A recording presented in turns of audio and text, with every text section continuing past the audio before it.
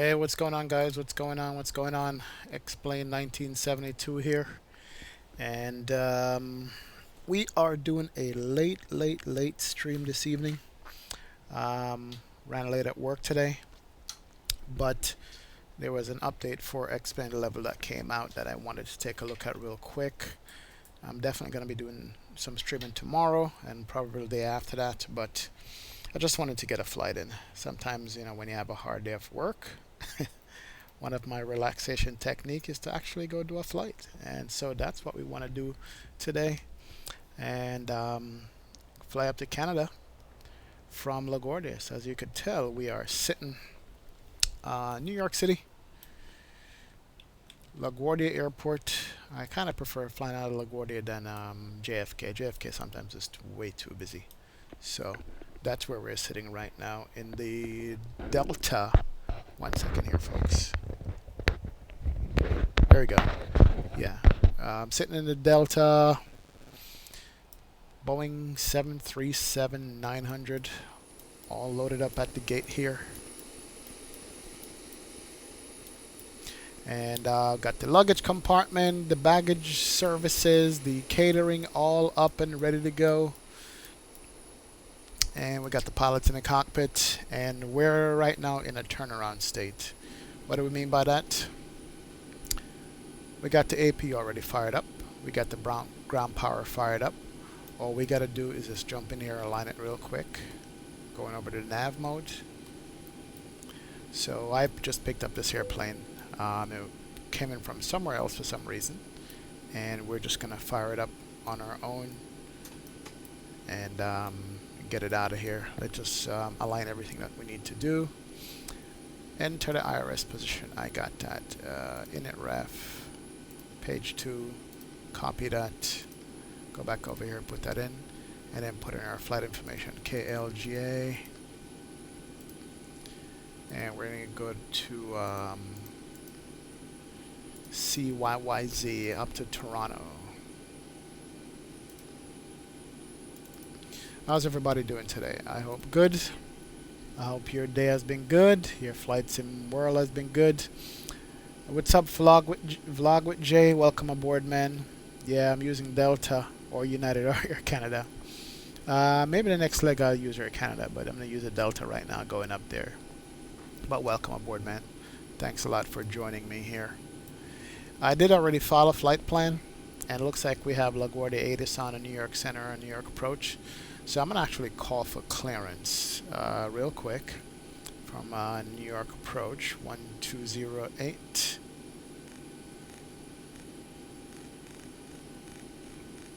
Let's just pull them up here. Make sure that the flight plan I filed is going to be valid. Let me get him on right here. Don't hear anybody talking, but looks like I am connected.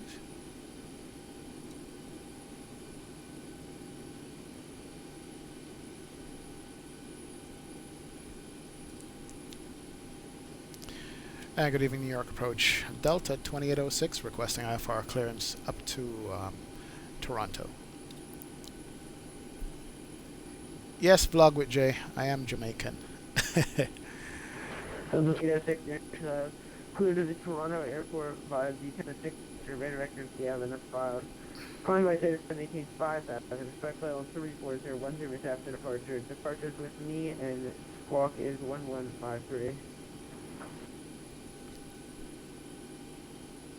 Clear Toronto 6 departure, Gale transition as filed. Maintain 5000. I expect flight level 340, 10 minutes after departure. Departures with you, squawk 1153, Delta 2806. So 2806, read back correct, call me for taxi. I will call for taxi, Delta 2806. Well, Vlog with Jay, welcome aboard, man. As you can tell, I'm not sure if you check out the channel, but I've done some flights out of Kingston and Montego Bay, and we'll be doing a lot more in the Caribbean with Air Jamaica, preferably, maybe some Caribbean Air, but definitely in and out of Montego Bay. I got both new sceneries, and they've actually updated those sceneries already, so I'm gonna be doing a lot more flights out of there with these two new sceneries that I have. But yeah, we definitely are going to be doing some flights in and out of Jamaica. So we're going to get radar vectors to Gayel.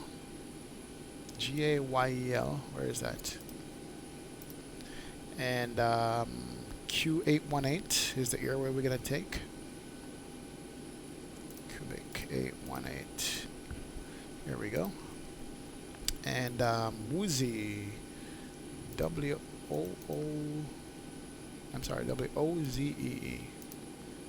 Now these waypoints are strange. And that's actually our route. Very simple route today. Departure out of here. You know what? I should listen to the ATIS. 12705. 12705. Let's listen to the ATIS real quick. Make sure we have the right departure runway. I think I know what it is, but I don't want to guess. Law_Guardia Information X-ray. 1900 Zulu weather. On low T on the taxiways and runways. Please, runway and taxiway hold short instructions. Advise on initial contact. You'll have information Oscar. Information Oscar. LaGuardia Airport Aviation Oscar. 01510. What's up, Sean? Chi? Thanks for joining me, man. Appreciate it. I'll give you the plugins here in a second. Temperature 16. 2.9. Altimeter 3020. ILS runway 22 approach in use. Departing runway 13. Notices to airmen. Crane low 1.6 miles east of runway 31. Alright, actually got from the ATIS exactly what I need. We're going to take it off runway 13, altimeter is 3020. Contact DX Center 125. Clear in second. 12.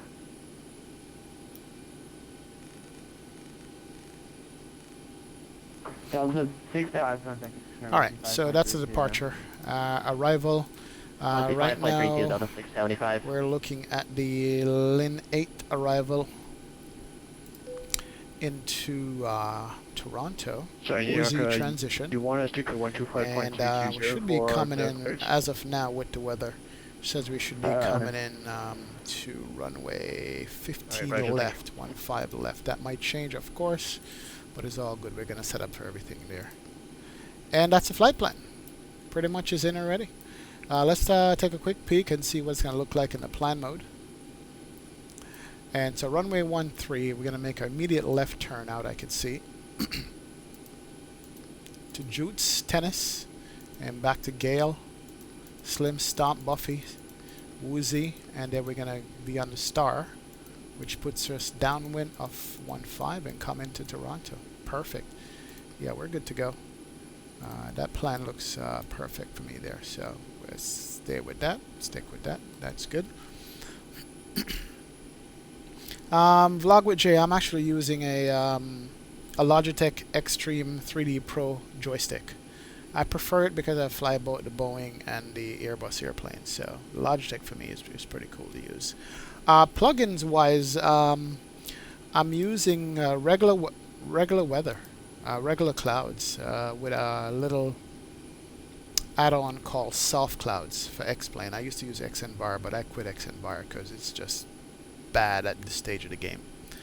But I'm using Flight Sim Global Real Weather with a soft cloud texture for the default weather. That's basically what I'm using for now. And it's been working fine for me, so I'm not even going to change it at this point. It's been good. Let's check. APU is ready to be switched on. We got APU. IRS is already aligned. That is good. And we can actually bring on all the fuel pumps here real quick. Oh, look, standby power was on. That's on. We have the emergency lights already selected.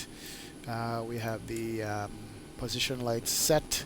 And we can turn on the no smoking sign there. Let's do that. Also turn on the electric pumps. And turn on the APU bleed. Make sure we got some good temperature. 16 degrees Celsius. Make the cabin nice and comfortable. Here we go. So we have APU bleed on.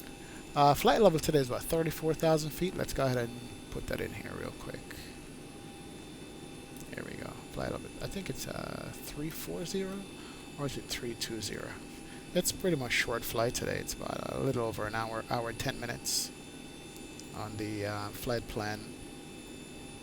and SimBrief have us going up to an altitude of, let's see,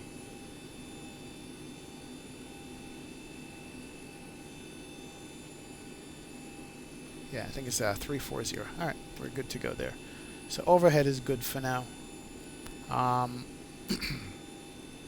Let's start the boarding process. Let's make the quick announcement here with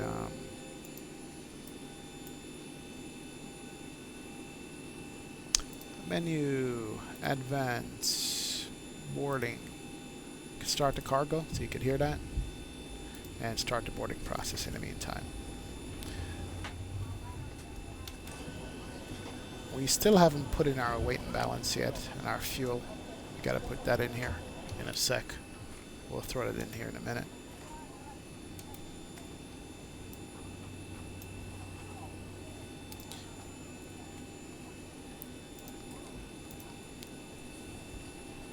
And our fuel for this flight is going to be, total fuel is going to be 14.1. Set that. I'm sorry, no, 14.1 is the fuel, not the payload. And the payload is 38.6.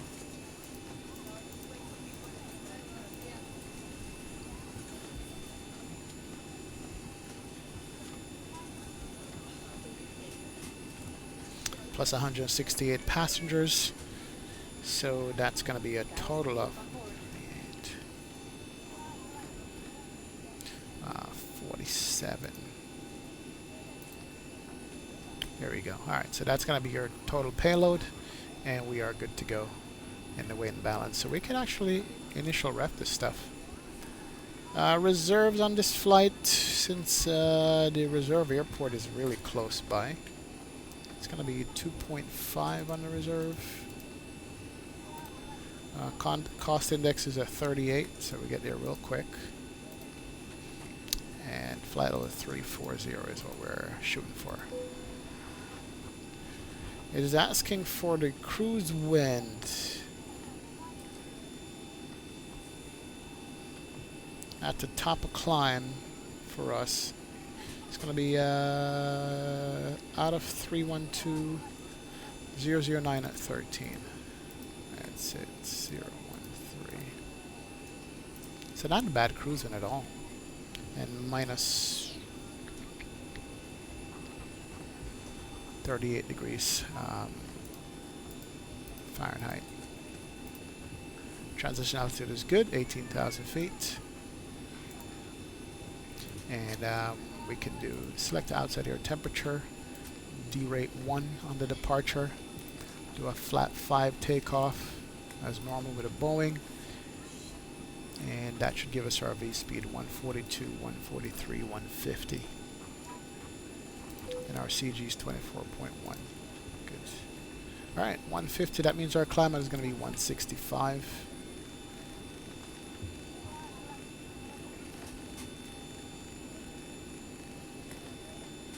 And then we got to maintain 5,000, he said. That's on our departure.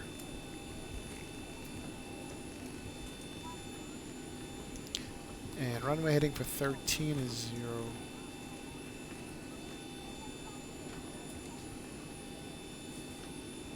So 130.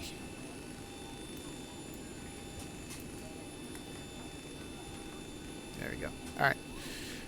Good to go.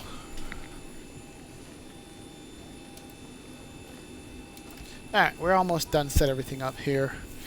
Guess we're going to be calling for the fuel truck here real quick. What's up, Basti? Welcome aboard, man. Thanks for joining the stream. Thanks for hanging out with us. Doing a quick flight tonight up to Toronto from LaGuardia in New York. We're sitting over here in LaGuardia. Right across from good old Manhattan. I love this Manhattan scenery. I mean, Drizwecki designed it. One of the best jobs I could tell you on a scene. Look at this. Look at downtown Manhattan. That's actually Midtown right here. And this is downtown Manhattan. Ain't that beautiful? I used to walk all the way over here, Battery Park City, walk over the Brooklyn Bridge, come over to downtown Manhattan when they had the World Trade Center here. I used to hang out down here all the time because I used to live in Brooklyn over here. I actually went to college right down at the bottom of the Brooklyn Bridge right there. True story, no lie. Staten Island ferry is here, and you go out to the Statue of Liberty and across the Staten Island. Of course, Jersey's on the other side over here. Is Jersey City right there. But that's Manhattan. That's exactly what it looks like in real life. It's pretty cool. Pretty cool scenery. I love it, man. I love it. All right, we got our ATIS. We got our weight and balance. We got our fuel. We got our clearance. Just got to put in our squawk code now. Squawk is 1153.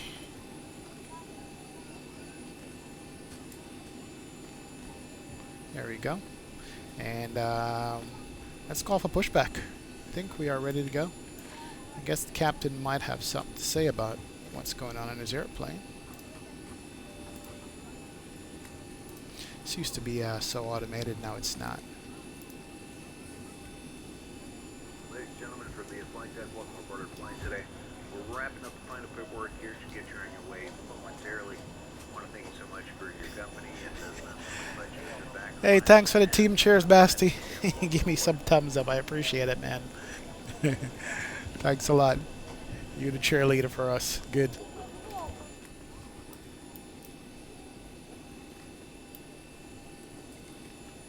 And actually, before we can close up the airplane here and call for pushback, actually we can call for pushback real quick, but also let's get rid of all the catering and things like that. Hey, Captain, let me know where you want this thing. Yeah, I want it right there.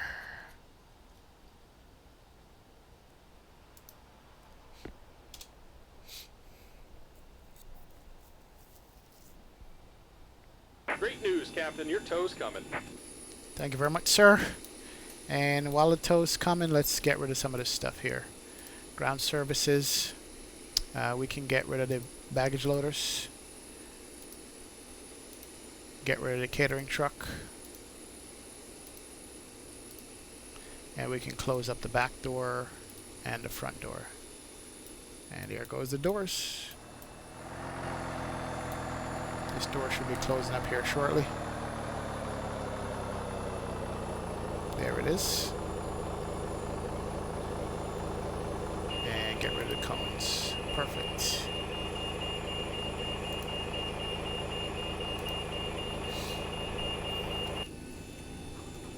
Alright, and once that's done, let's see down all the passengers. Looks like doors and hatches are closed and we're ready to connect. And start the transponder.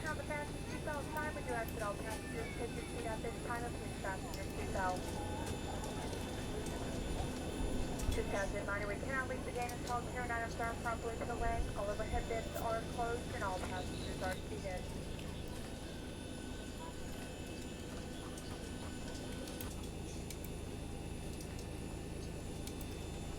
All right.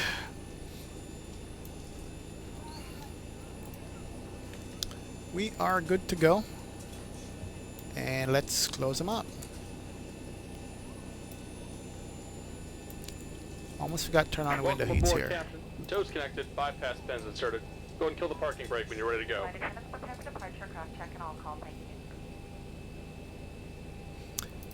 Alright, gallop power is on, Peter it's on. I think we are ready to go. Here comes the pushback. Light them up.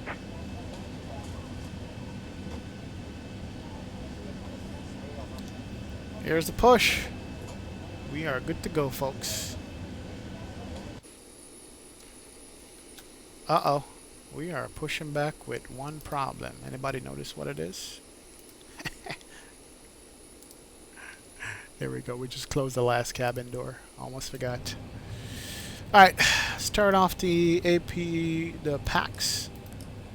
And start up engine number 2.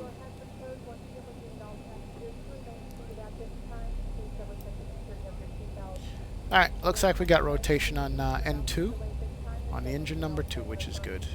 That's what we want. Your interpreter is now offline. I'll have my system again. Looks like we lost ATC coverage, but it's all good. Let's give it some fuel. Fuel's coming in. That's good.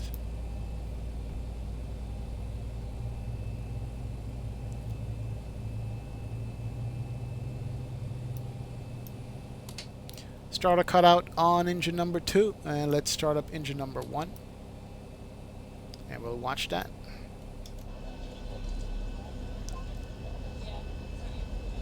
Yeah, Basti, the crosswind pedals are the best pedals I think in Flight Sim right now.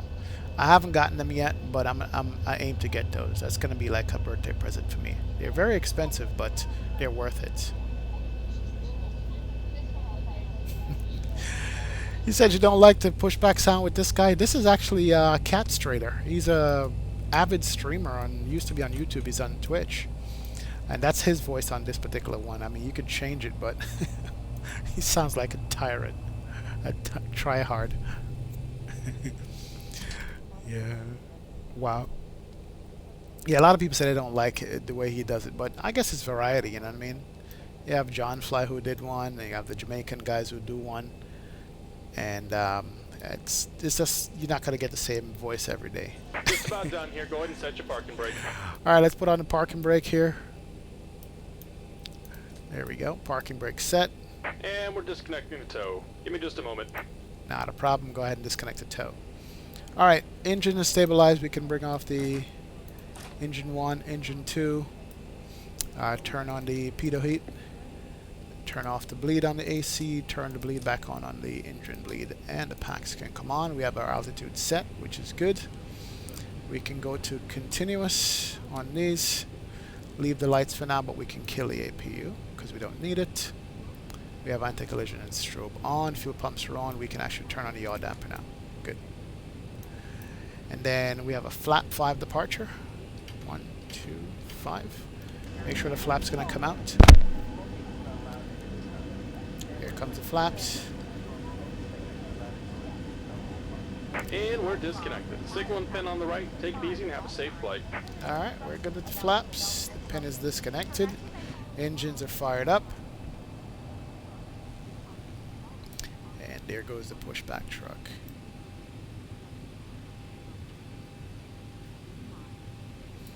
Make sure this guy's got the pin in his hand. Show me the pin. Show me the pin. There we go. Pin's all set. He's got it in his hand. That means it's been removed from the aircraft. He's giving me a thumbs up. Nice. Nice touch, man. Alright. We can do a recall check. The trim was 4.9. Let's make sure the trim is set. Trim is good. Let me see if they turned off the trim sounds on this. I'm not sure if they did or not. Audio config. Check that. Volumes. Packs is good. Airport volume is good. Gyro is up. Engine. I'm going to turn up the engine just one more. Okay. Yep. We're good to go. Save that. And make sure the toe brakes is off. Throttle off, cold and dark. Radio windshield effect is on. And where's the trim wheel? Okay, I guess I don't have an option for it in this one. Not to worry. So our taxi should be pretty simple. Taxi out to Alpha.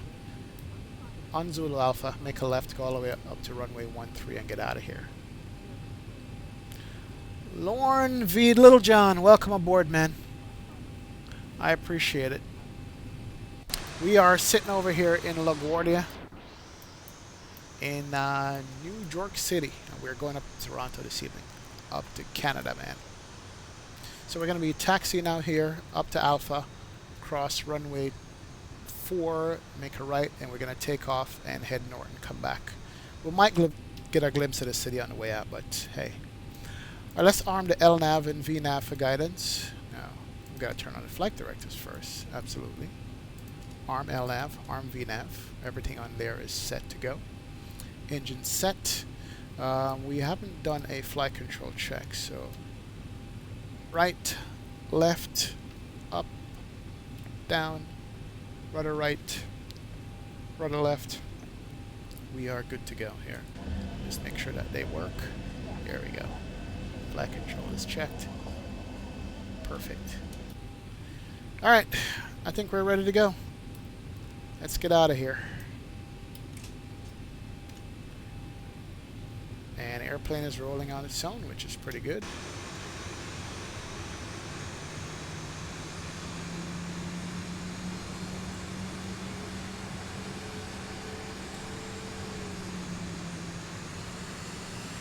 She's taxiing nicely.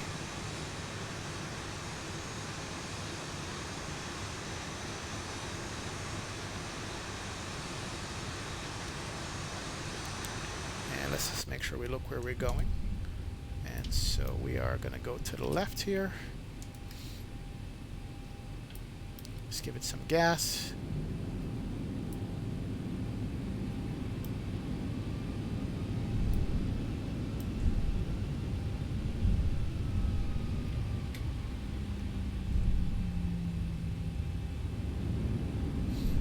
All right, perfect. As we taxi out.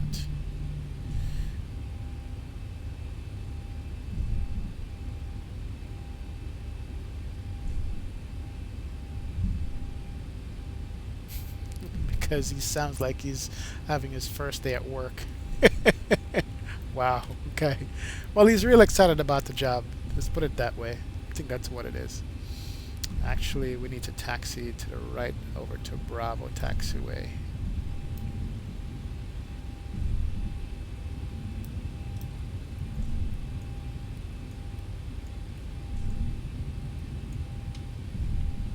There we go. All right, perfect. This plane is taxiing nice and sweet. I like that. I'm flying Delta, so I can't do a Southwest taxi today on this. No way. 17 knot taxi is perfectly fine. Perfectly fine.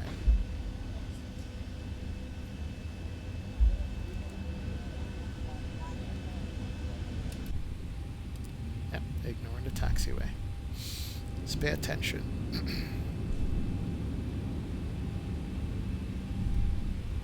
Where's that I love you New York sign? It's somewhere here. Yeah, I'm not sure where it is.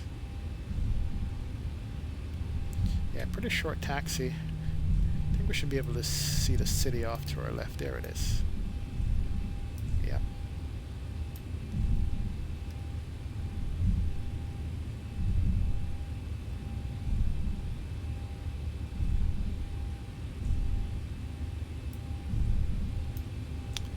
Midtown Manhattan, Empire State Building right there. City Court Building. Yeah. Love the scenery, man. I should take a little Cessna 172 and tour New York City one of these days. Alright, I guess we can sit them down. Lights can come on. All the lights, that is. Alright. Alright, flap set, trim set. We can arm the... Have a good flight. Thank you, ma'am. And we got nobody on TCAS.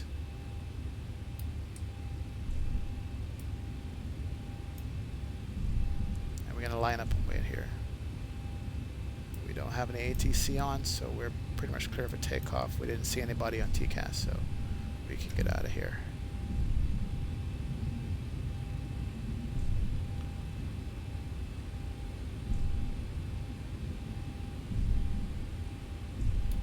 Alright, let's start the clock. We are ready to go? Alright, everybody is ready to go. Let's go. 40% N1. And N1 speed.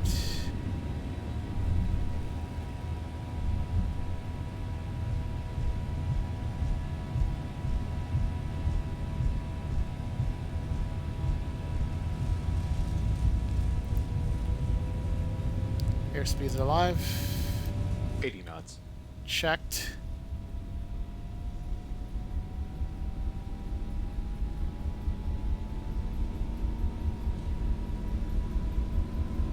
Running out of runway. V1, rotate. Rotate. Nose coming up. Keep the nose up. Perfect. Positive rate. And gears coming up.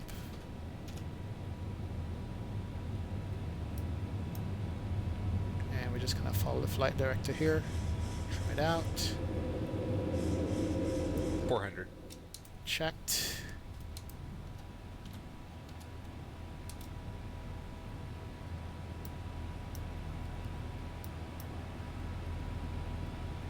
And we start making 1,000. a right turn out.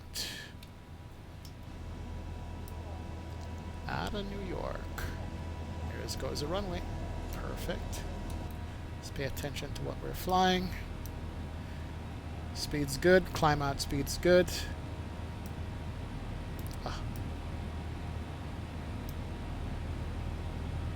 Trim's good. And we're going to be hand flying as much as we can here. Oh, look at Manhattan. Look at the plane coming in. That's beautiful. Hazy but beautiful. Alright. Let's get the nose down a little bit, pick up some speed.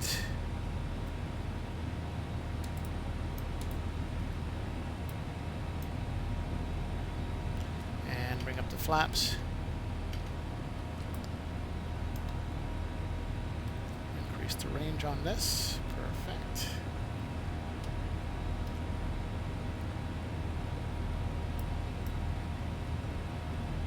And make that right turn out.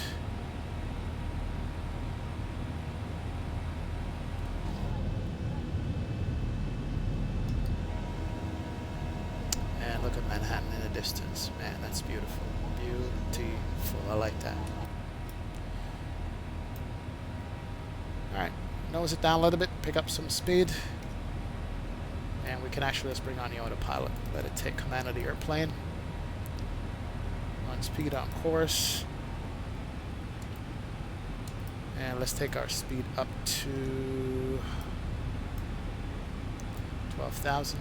Our altitude, that is. That's our 14,000. And level, change it up to 14.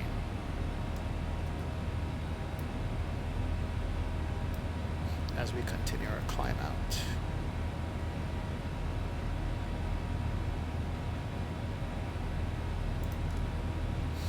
Almost got turned on the terrain radar.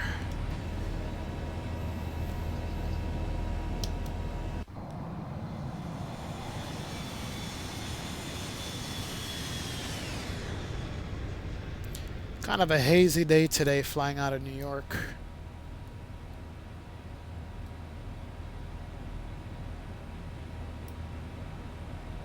Can put it back in VNAV mode so it will pick up speed after 10,000 feet.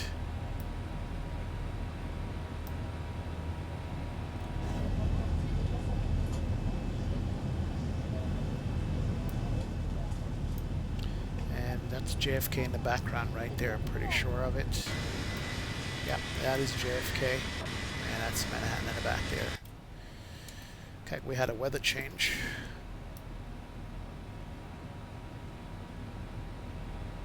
Alright, and let's put it up to our final cruise altitude of 34,000 feet. 34, there we go. Toronto, here we come.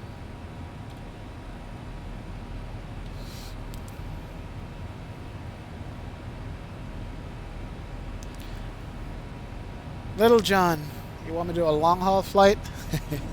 I'm not mentally ready or prepared for a long haul flight right now. One of these days, I promise I'm going to do a long haul flight. And when I say long haul, I mean a long haul flight. Just not ready right now to do one of those, man. Those take it out of you. Definitely does. Alright, we're above 10,000 feet. We can kill the lights. Put it back into auto flight. Ding the cabin.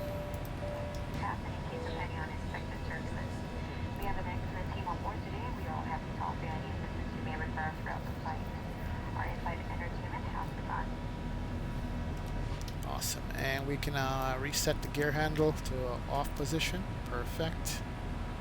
Kill that screen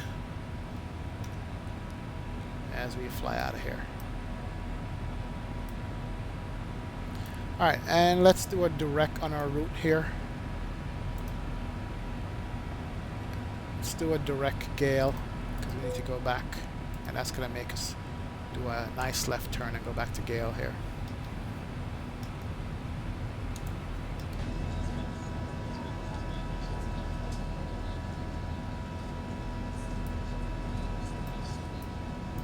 One of those upstate New York airports off to our left.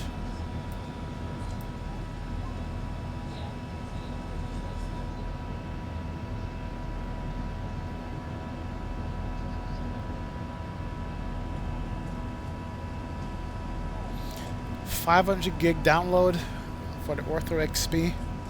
Yeah, your ISP is gonna throttle you. They're gonna be like, "What is this guy doing?" That's what's gonna happen to you. You're gonna have a big time issue with your ISP when you're done. I guarantee. That's a huge download, man, to do.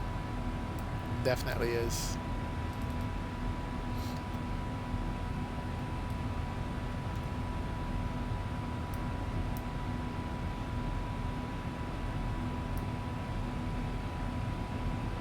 This is the Hudson River, and they call it the Hudson River Valley. This is the same river that flows all the way down to Manhattan. Yep, the Hudson River goes all the way down to Manhattan and Lower Manhattan. It sure does. And right here is the George Washington Bridge that goes from New York to New Jersey and up Manhattan. Yep, nice.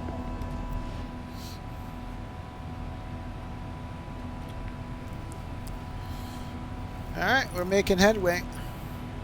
Oh, that's good that you don't have any restrictions on your download volume. That's pretty cool.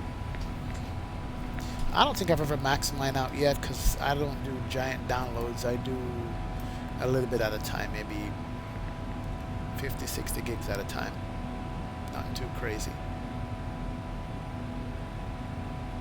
Alright, transition altitude. You can go to standard on both sides. Good to go.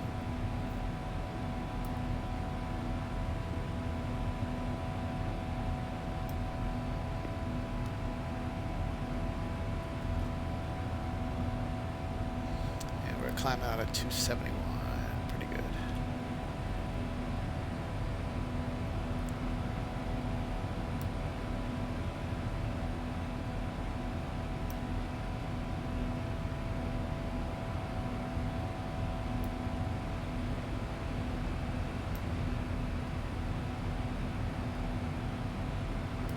Not sure what bridge this is, or if I even know the name of it. Interesting though. That's the GWB right here. This is where Sully came out of LaGuardia, made that left, landed on the Hudson right here. Not sure why my scenery doesn't load completely for downtown Manhattan, but it's all good. Supposedly with this new X-Plane update, the night lighting got extended. I might speed up the time and see if we can land at night and see what it looks like in Toronto. That is a possibility that we can do. When we get closer, I'll figure it out. Oh, it looks like you have fiber optic at your house, Basti. That's not bad. That's actually awesome. I don't have a bad speed myself. I don't have fiber though, but I have 100 meg download.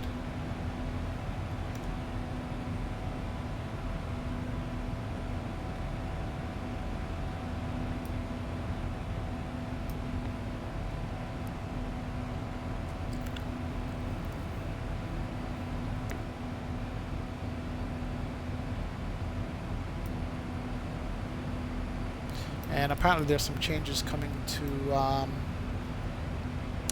this airplane also. They should be coming out with some new changes to the 900 here. Not sure exactly what it is. I'm just hoping that they will get the EFB working properly. Ah, look at that wing flex. Gorgeous. Nicely done.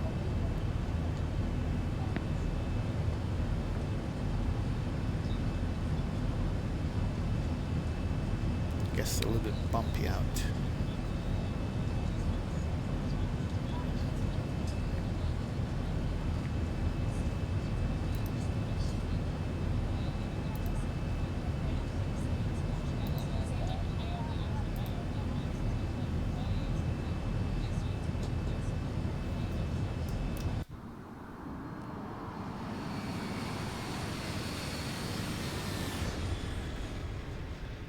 Very nice.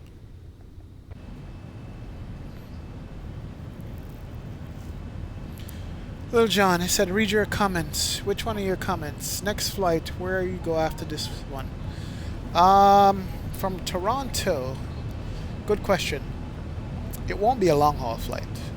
I'm gonna say that, but not sure yet. Let's see. I'll check out the map and see. Probably gonna do another 1 hour flight or so. Hour and a half flight at the most. And we might do actually Chicago. Got the Orbex scenery for Chicago. We might do Chicago on the next leg. So to Toronto, Chicago. And then we can decide which airplane we're gonna take out there. But if that's what you mean, yeah, I think we're gonna go to Chicago from Toronto. But no long haul flight.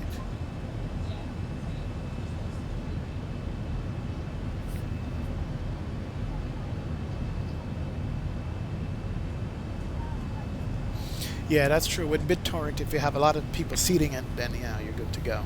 But if you just have a few people seating it, it's going to be rough. Not bad ortho scenery up here.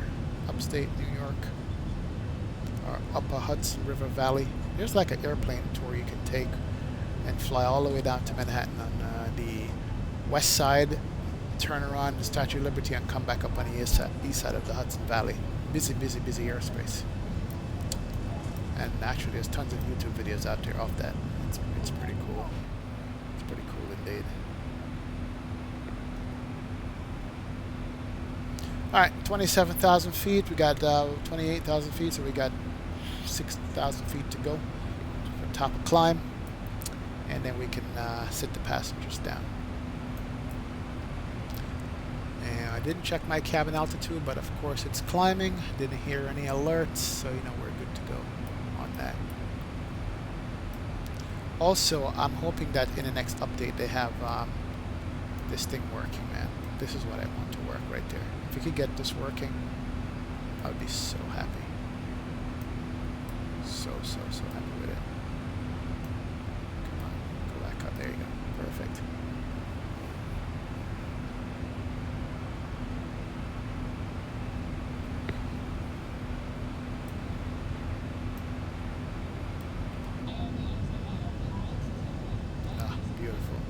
Beautiful upstate New York.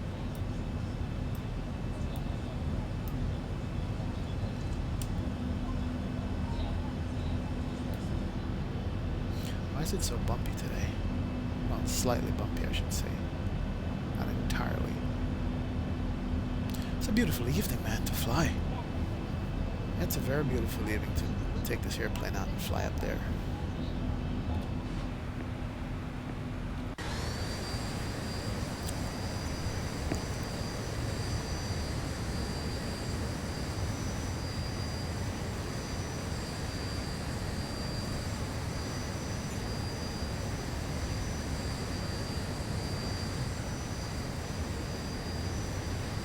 Looks like Boss Toronto ATIS is online. We're going to pick that up here shortly once we go back in the cockpit. I also got to start picking up some more liveries for this airplane. There's a couple more liveries that came out that actually has the interior done for delivery. So this one has a Delta interior with a Delta seatback video console with the heading and the altitude and the speed, which is pretty cool. Somebody redid this to a stock one, and also the cabin, the interior cabin now is gonna have the seats for whatever livery. I know they did it for Ryanair. The Ryanair livery has the interior and the exterior done. But yeah, it is a nice scenery outside, isn't it? And it's pretty beautiful scenery. That green, man, upstate New York green is pretty nice.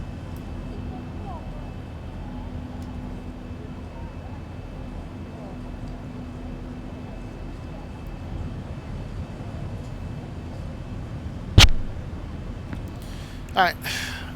We're at cruise altitude yet? 1,000 to go. 1,000 to go, check. Once we get to cruise altitude, we will check the ATIS after we sit these passengers down. And let me open this door. Talk to my flight attendants. What I like about this mod, the actual flight attendants will close the cockpit door after they tell it that everything is all checked and ready to go, which is pretty awesome.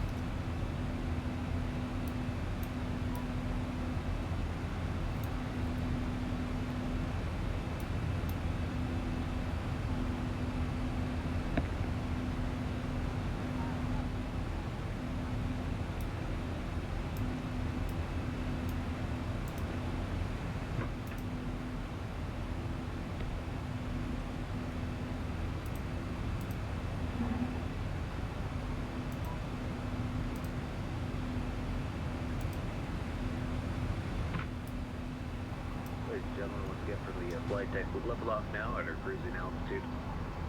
We're going to go ahead and turn off the fasten seatbelt signs. I'd like to quickly ask if you are staying in your seats to keep those seatbelts comfortably fastened for your safety.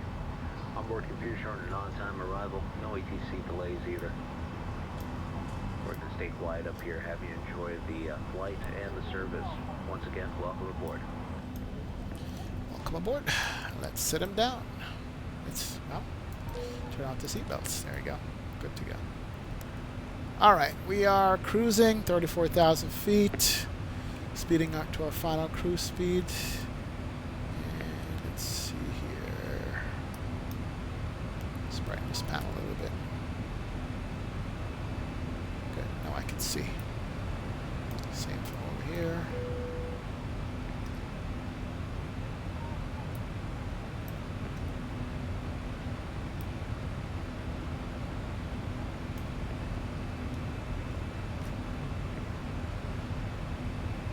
Alright, Toronto ATIS is going to be 1208. Why is there 28? This is for CYYZ 12082. Let me check that real quick.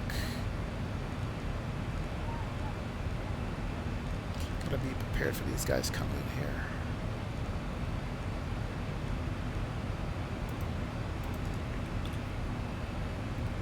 Zulu, wind 160 at 3, visibility 15, few clouds at 25,000, temperature 2.2, altimeter 3013, approach ILS runway 23 and ILS runway 24 right, departure runway 23 and runway 24 right.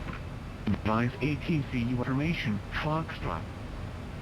Toronto International Information, Foxtrot, weather at 0200 Zulu, wind 160 at 3, visibility 15, few clouds at 25,000, temperature 2.2, altimeter 3013. Approach. Alright, pretty good. 23 We have runway 23 or runway 24 right. We'll see which one we're going to be getting here. Let's go over to Toronto Center, 12577, because we should be coming up on them pretty soon. So once we get into their airspace, we can call up and get our clearance and our squawk code or whatever else we need. Let me just come over here to my maps, see where we are.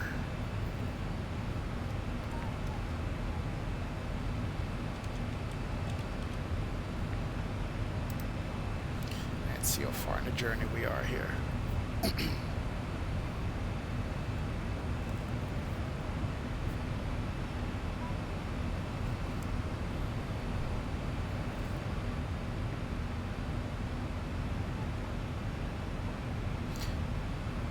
Yeah, but this airplane is beautiful, beautifully done. Cockpit is done, texture is done. Just the dark textures in the overhead and everywhere in the consoles are nice, man. I love it. I love it a lot. All freeware. You guys need to support these guys, by the way. Give these guys a little donation if you can. I'm sure they will definitely appreciate it. Keep doing the work that they do for us. You know, I've almost donated as much as I would pay for a Para airplane to these guys, and it was well worth it. And I can tell you that the amount of fun I've had out of just the 3 variations of the 737. We have the 800, the 900, and the RG mod. Just those 3 alone is just well worth, you know, what we have and what we get out of these planes. So drop these guys anything if you can. It'd be well worth it. You know, drop these guys a donation if you can. You know, $5, $10, doesn't matter. Whatever you have, whatever currency you have, I'm sure they're gonna appreciate it. 2577.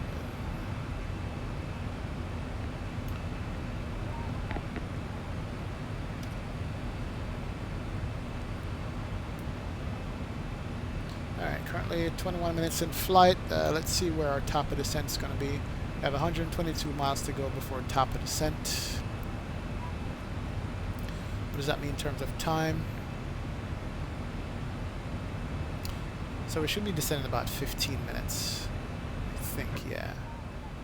About 15 minutes we should be descending. And crossing over into Toronto airspace. Just after Buffalo, I think, yeah. Woolsey. The Woolsey intersection is where we're going to be crossing into Toronto airspace. So that's going to be right at the top of the descent. I'm going to call up Toronto, get the clearance into there, and keep going.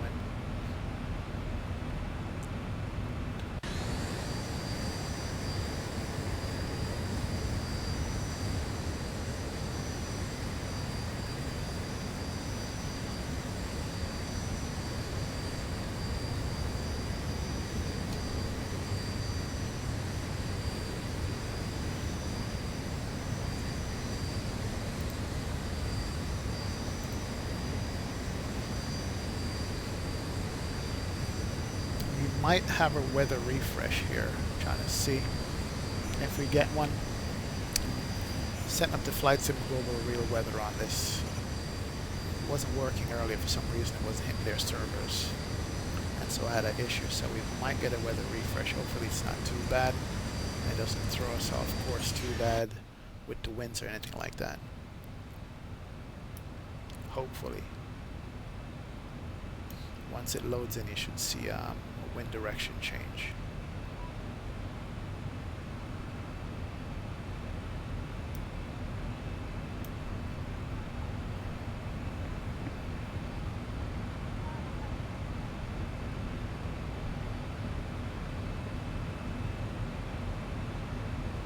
Yeah, there it is, right there. Clouds and everything. Ah, it's all good. Wasn't too bad. Went from a crosswind to a headwind of 16 knots. That doesn't really affect our speed too much, so.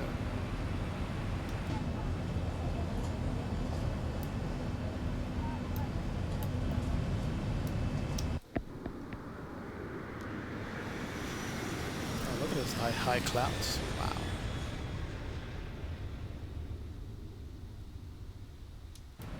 Nicely done.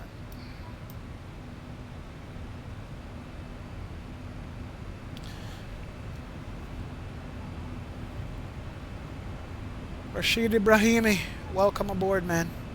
Thanks for joining me tonight. It's a late stream, but I had to get a flight and I had a long day at work today and decided, you know what, I gotta get it in, so this is what you got from it. But welcome aboard. Appreciate the support. And we are heading up to Toronto right now, up to Canada. We took off out of LaGuardia and then 1 hour and change flight up to Canada. And decent weather in Canada, so should be ascending in about 10 minutes or so. Yeah, let's see how far we are.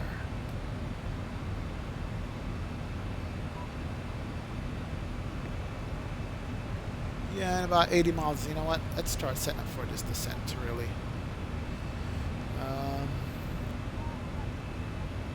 Minute ref, we're gonna land flap 30, 150, so 155 in the speed. It's kind of fast, but we have a long runway. It's a 10,000 foot runway, so we don't need to worry about that.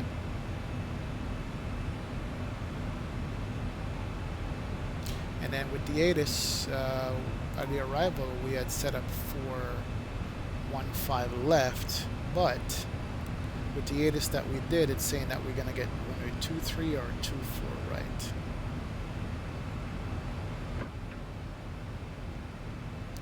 So looking at my charts here, trying to see which one of these runways we should set up for. We gotta change this real quick.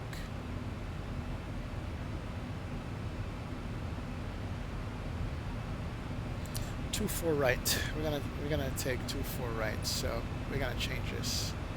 ILS 2-4 right. Execute that. Go back to the legs page. Make sure there's no discontinuities. And it looks like there's none. As a matter of fact, I want to go to the plan mode and just scroll through it real quick. Let's do this. Now we're going to go downwind and get vectors back to that runway, hopefully. Okay. We're kind of off. We'll see what ATC gives us as far as vectors and routing. But we'll stick with that for now. And this is what I like about the Zebo mod. You guys don't realize how robust this FMC is. It is really and truly robust. You can make changes to it, it's robust, and it doesn't crash the FMC. I mean, that is just awesome. You know, you can just change stuff in the FMC and it will do it for you. Unlike other pair airplanes that I know that can't do that right now. But anyway, rant over. Next thing, let's see. So we did say we're doing 2-4 right on the ILS. We gotta double check this frequency and make sure it's good. The init ref. 9,000 foot runway for 2-4 right. 109.3. 109.3. And course is 237. That's correct. So we gotta come here, put 109.3, and put it in the course 237. Awesome, that works. That is correct. And still flap 30, 150 knots. So we're landing at 155, a little faster speed than normal. Usually I land at flap 40, but I'm gonna try something different here.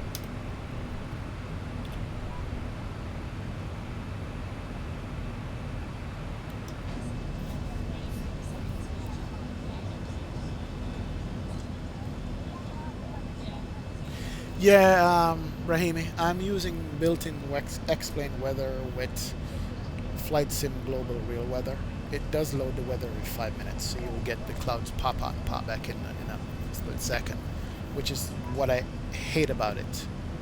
But at this moment, to me, it's way better than what XEnvir 1.09 is. XEnvir 1.09 has way too many settings. There's so much stuff going on that's wrong with it. And worst of all, in bad weather, it doesn't show the windshield effect of any of these airplanes. And on the weather radar, it doesn't show, you know, precipitation or anything like that. I mean, what you're looking at right now is ground textures. But XEnvir to me, it's just not worth it right now. I'm not going to bother with it until they update it to something that looks good, that I'm pleased with. So yeah, I'm using the default weather and default clouds, and you do get the pop in and pop out, but hey, I don't mind it for now. Got some nice ortho scenery to look at, which I appreciate, and it is decent. It is definitely decent. I like that.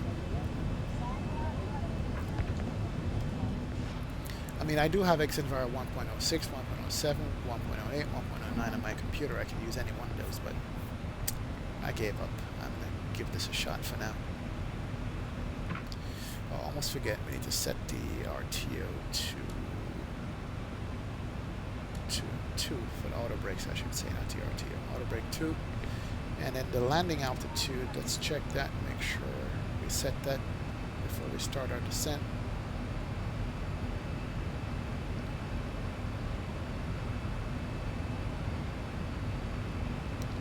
So the touchdown zone on this airport is 546 feet in elevation. Let's make it 550. There we go. That's perfect. We can do a recall. Nothing on a recall. Top of descent in about 50 miles or so. Yeah, 55 miles top of descent. Yeah, Brahimi. Yeah, that's the state of the weather right now. And I've been rocking Xenvara for a very, very, very long time. It's not now that I started using it, but they just got on my nerve, man. They really did. I know I shouldn't allow that, but hey, that's what happened. So whatever. We'll give them some time to develop the product properly and get it to a state where it's good and ready for prime time, as they would say.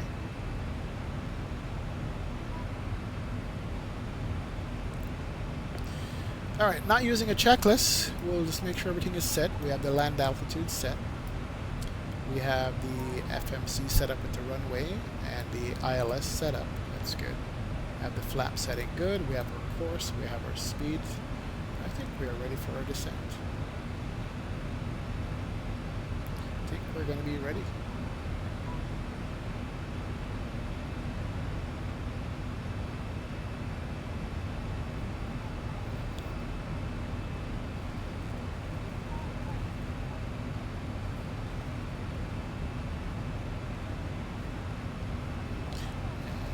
Let's see one more thing. We did file the 8 arrival.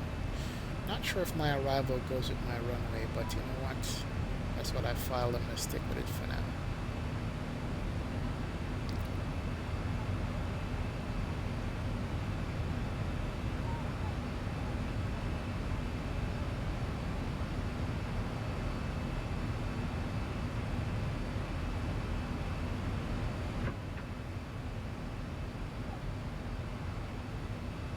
Yeah, I don't think my arrival lines up with the runway that's on the ATIS, but that's what I filed. I'll have ATC give me some difference. Yeah, you're definitely right. The clouds are drawn further, so you know I don't mind it at all.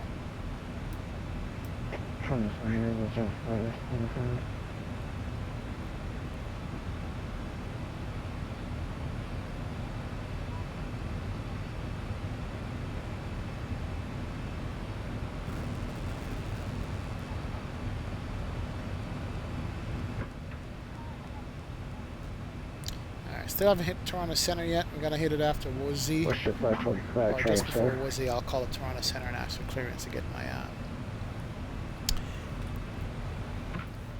my clearance to land in the airspace. Beautiful day though.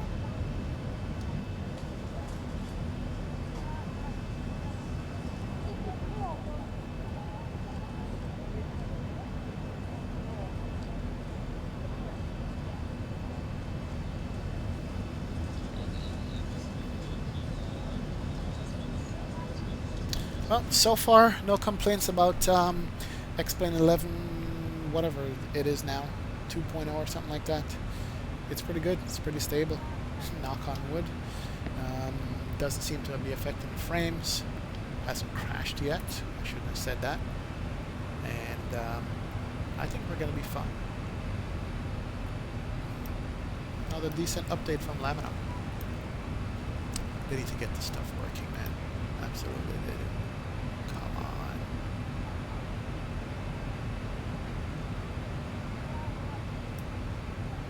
There's a split scimitar winglet update for this airplane.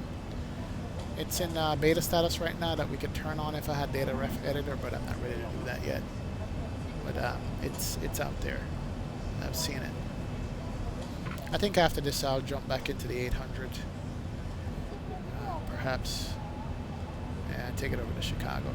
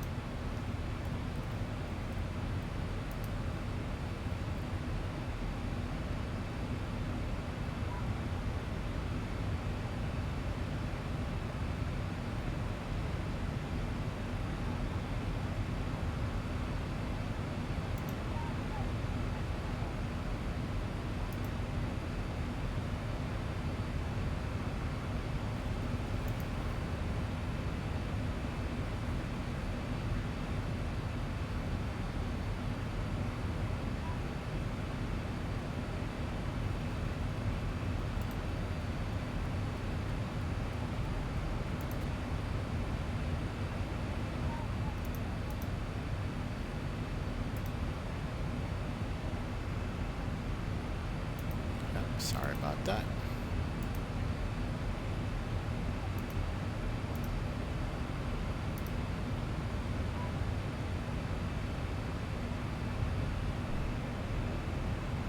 Messing around my OBS here, make sure the settings are all good to go. Should be messing around when we're going to be descending shortly.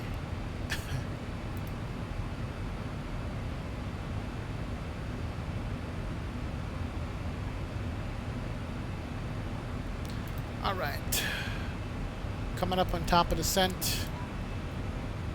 Let's make this captain make some announcements here. Let him do some work.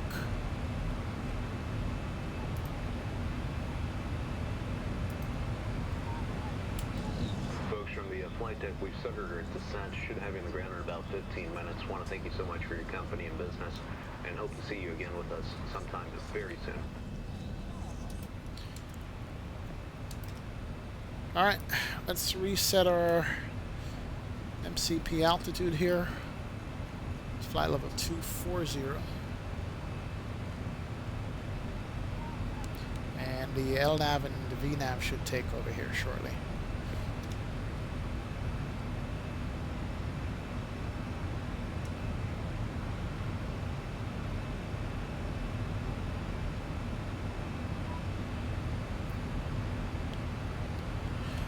Good evening, Toronto Center, Delta 2806, approximately 40 miles south of the KLGA intersection, flight level 340.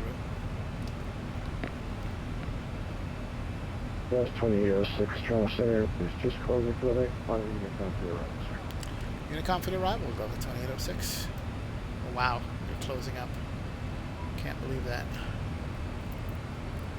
Okay, that's fine. We'll vector ourselves to this runway when we get down to altitude.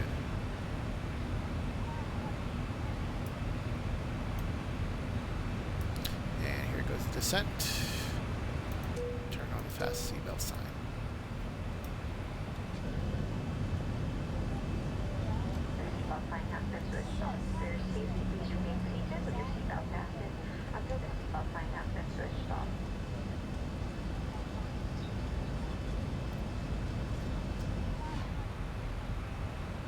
Alright, there goes our descent.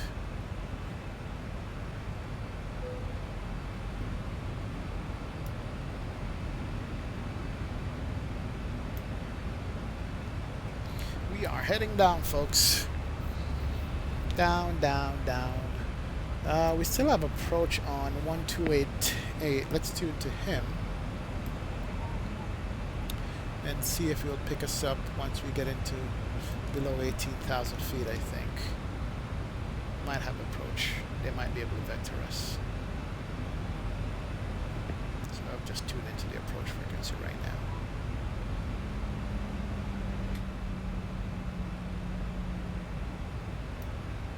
What city is that where we're coming up to?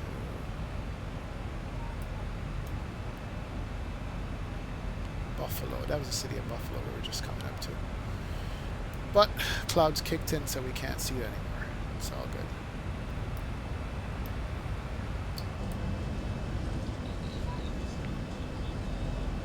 But those clouds certainly look good, though. Over this ortho.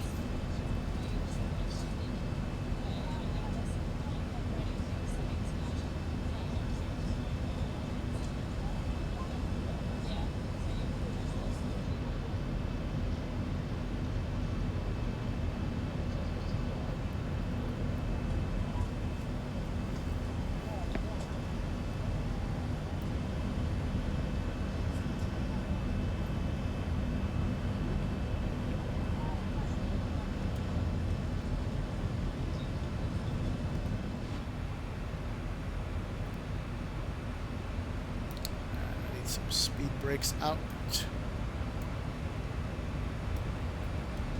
Apply those. And they come out right there. That will slow us down and get us on profile. Yep, speed's coming down nicely. Good.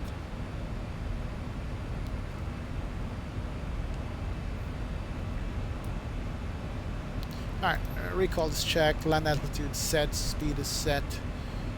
We are going to be nice on this approach. I'm going to have to do some vectoring if we don't get vectored.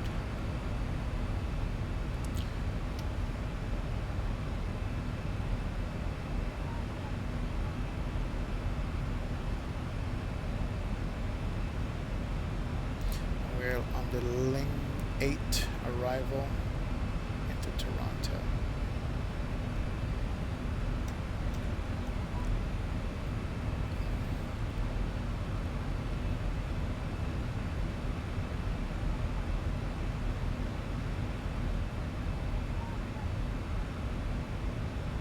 Pretty aggressive arrival here.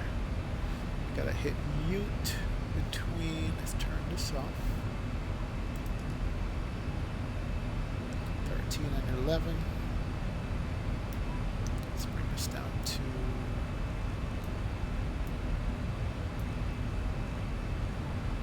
11,000. There we go.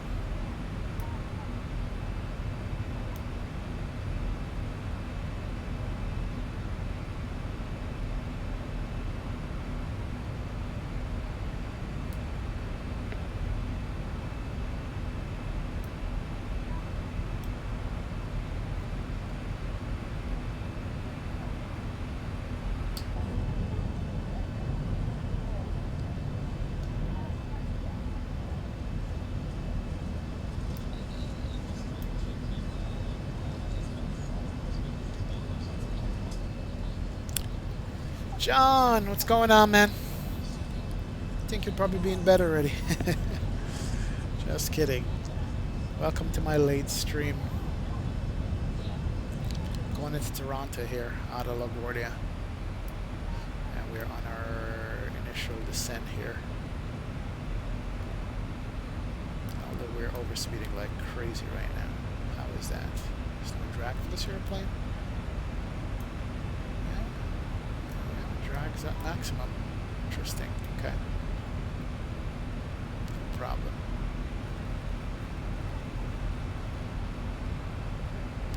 Let's see. Ute at 12,000 basically. Alright, we're still on profile, so the speed is kind of high. Interesting.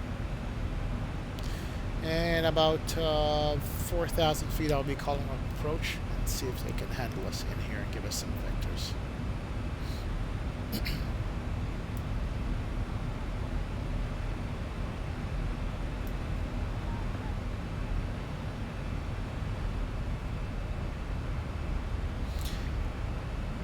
Yeah, descending, but I was busy with work today. That's why I jumped on late. It happened sometime. I had a very hectic day at work today, man. Felt like I was gonna go nuts, but it all worked out good in the end. So I said, let me get one flight in here just to relieve some of the stress from what I went through today at work. So far, I gotta tell you, it's working. So far, so good.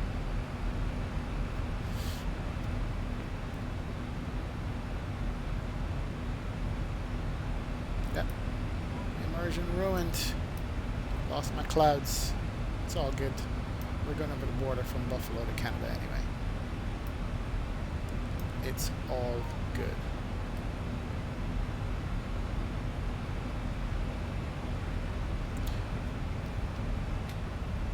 I see what happened while we were slowing down. For some reason, the other throttle got stuck. That's more like it.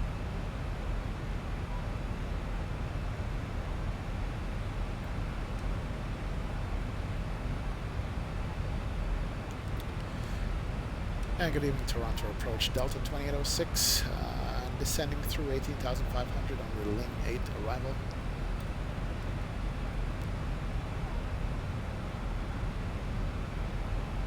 Okay, 2806, turn departure producing, expect the range 24 right for arrival.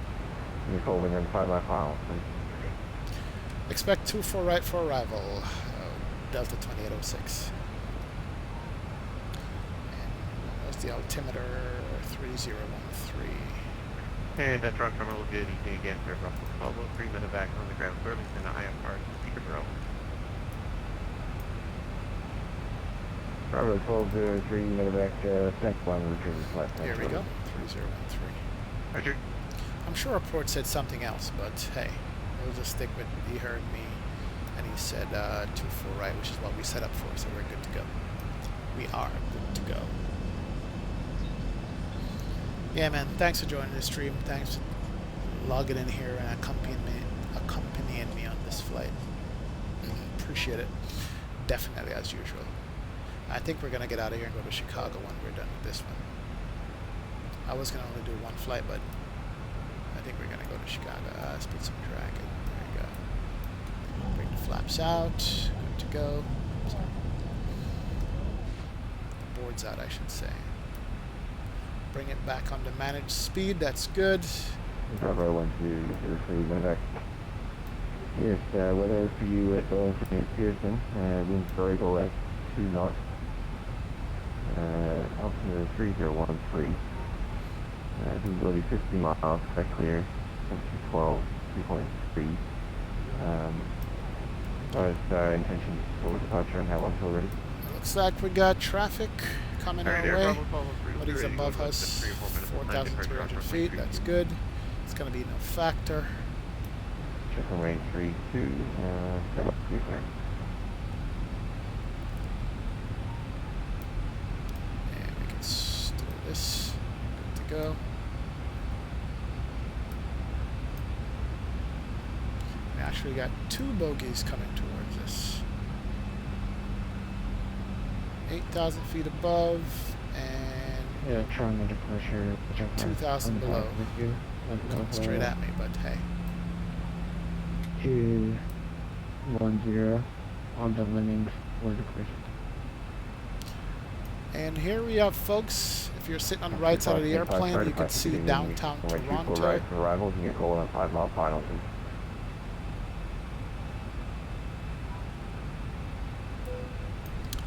Was that from Delta 2806? Delta 2806, negative 525. That's for what shit. Roger that. 525, is it okay if we actually get the... Is it okay if we get the 2-3 arrival? Hey John, I'm glad you caught that, man. I do use 2806 as my call sign no matter what airline I'm flying. Why 2806? Honestly, it's a random number that I chose. The first time I logged on to VATSIM, I think, or was it Pilot Edge, I had to make up a call sign for the airplane I was flying, and I had no idea what I was going to use. Bravo 1203. And I was like, you know, let me just put something that I can say easily and remember, and 2806 came to mind for some reason. And that's why I chose it. It doesn't have any significance, as far as I know. I don't know if I'm going to get into the habit of changing that and doing like real world. Bravo 1203, back clear to Keebler. Real world flights like some guys do, but that's it. There's nothing behind it. It's crazy, right? Yeah. All right. And in this port quickly 2253. Just make sure that there was nothing Okay, else on the descent profile. Departure, right transition, and the flight plan route departing off runway 32, squawk yeah, code there was. 2253. So we can go down to like 8,000 here. Good to go. Bravo 1203, back, read that correct one. Uniform for taxi and takeoff. Hold is for. Alright, so this is our airport here, directly ahead of us. We're gonna get vectors down and come back and land on runway 24. Pretty sure that's what it's gonna have. Probably take us between that and downtown Toronto right there. And Air Bravo 1203 medevac, just wondering if there's expiry time on that clearance. 1203 medevac, roger. Clearance, no valid. Get the drag out. Sorry, clearance, no valid. They're going. Alright, we're gonna go below 10,000 feet. We can turn on the lights here. Good to go, dig the cabin. Okay, clearance canceled. It's not airborne by 0335 to the Bravo 1203 medevac. Thanks. And we can see that this is our runway right here. We're gonna go downwind somehow, get vectors and come back to it. Speed's good, altitude is fine. Approach hasn't said anything to us with our descent, so we'll just work with him, see what he says.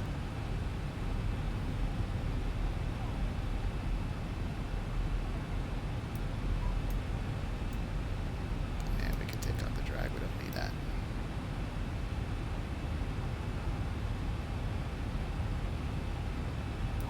Maybe we do. Yeah, we're fine.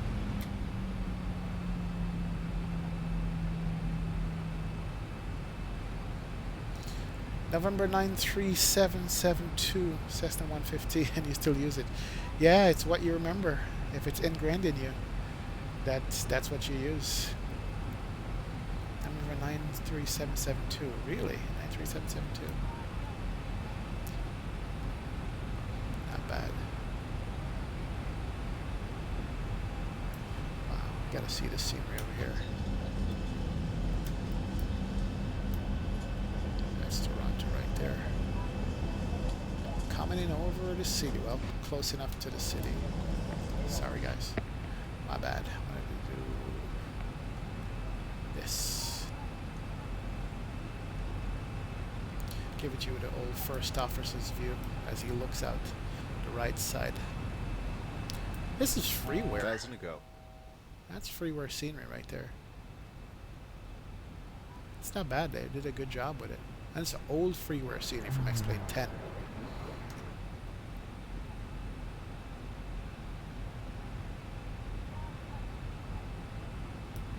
Alright, keep the descent going to 3,000 feet. That was the bottom altitude on the SID, unless ATC corrected me. And it seems like tonight he's just hanging out, not really caring one bit what we do. Guess I learned him on a 5-mile final, he said.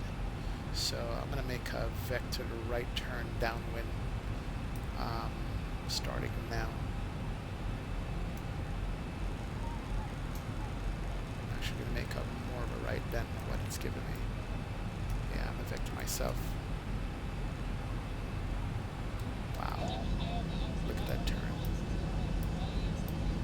Over downtown. Nice. Then we're going to come back around and pick up the ILS.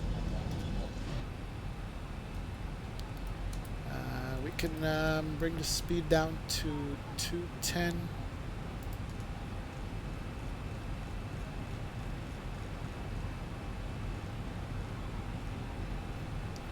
Good deal. As we look over on the airport, off to our left there. So we're going to go downwind and vector ourselves back.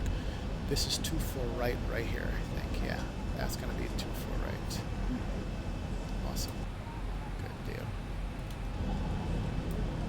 We're over downtown yet? Downtown's coming up.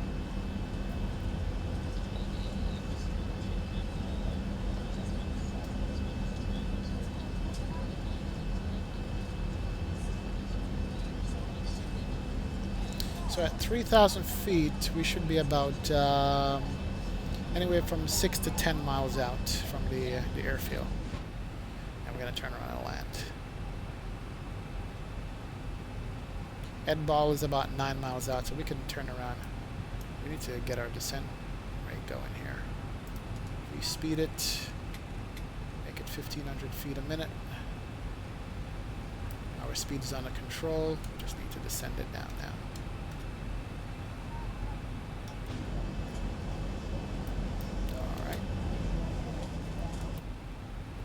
And we can bring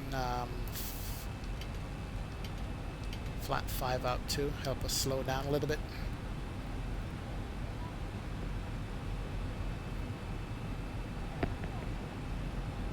And we'll spin it back around and pick up the ILS once we get to 3,000 feet.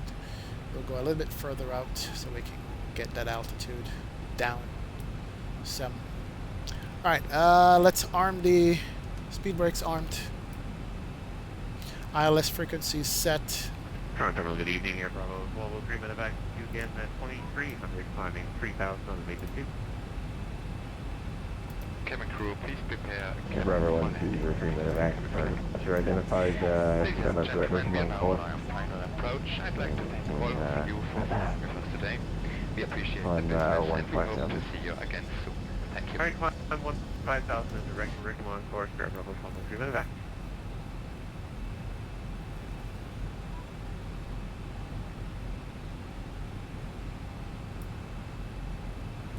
Alright, so we have auto brakes 2 set. And we also have cabin altitude set. We have the lights already on. Let's reduce the descent rate here so we don't overspeed the flaps. Make it 1,000 feet a minute. Why not? Then we'll spin us around and pick up the ILS.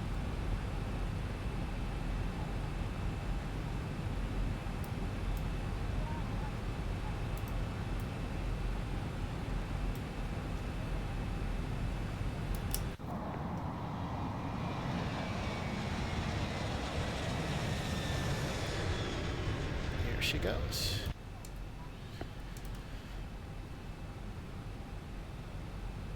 Alright, and we're going to start turning her around here.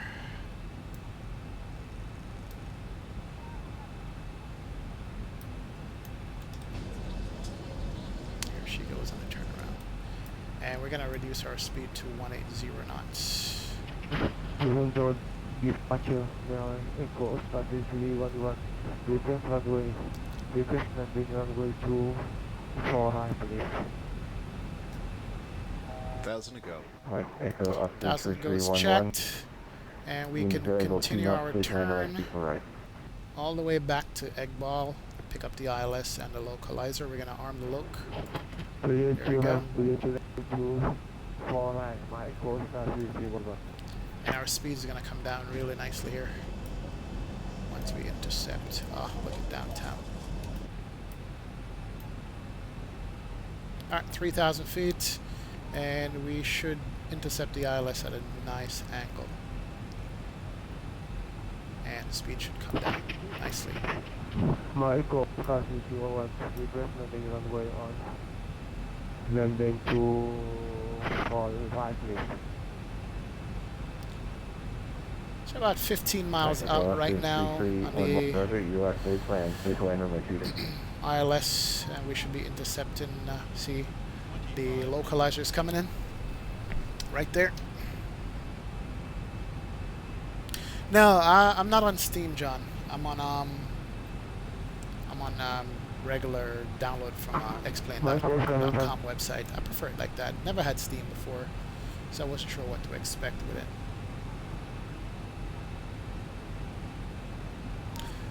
Alright, we are below the glide. Localizer's coming in nicely. Speed's coming back nicely. And we'll contact approach about a 5-mile final, he said. There is the localizer we're picking up. Perfect. Perfect window.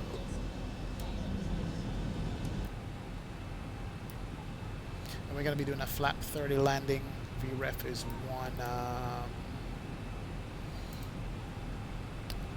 150, so 155 we're going to land at. That's a fast landing speed. You know, I changed my mind. We should do a flat 40 landing.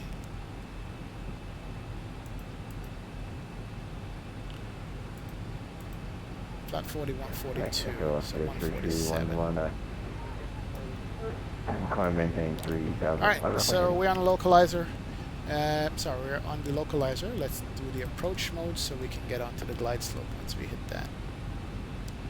And we are currently about 8 miles out.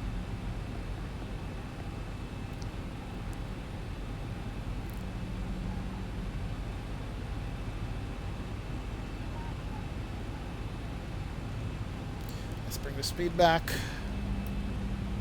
Yeah, let's go down on the flaps. 3311.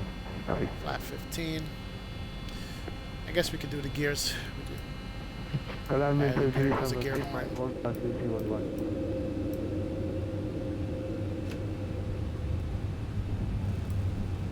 So landing speed is going to be 147 at flat 40.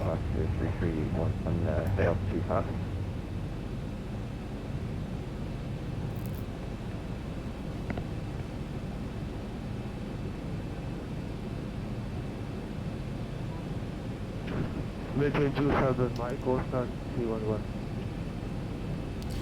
My heading right now, I'm on the localizer, so my heading to 237. I'm heading to Toronto. Sorry. Here goes the glide slope. Let's call it approach. And approach. Delta 2806 on a 6-mile final runway 24 right.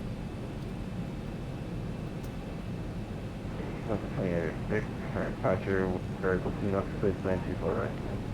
Clear to land 24 right, Delta 2806. Alright. Let's go flap 25.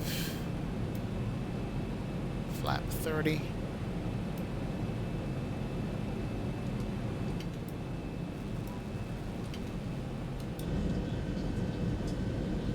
Air Bravo 12, 3 minute back. We can direct the And we can go flat 40. Direct Ottawa on call. Flat full. Direct Ottawa on Gear call. down. 3 greens. Auto brake set. We are landing. Landing lights can come on. There we go. Continuous.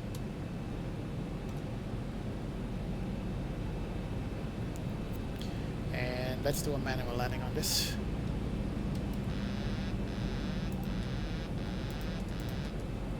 Alright, my airplane.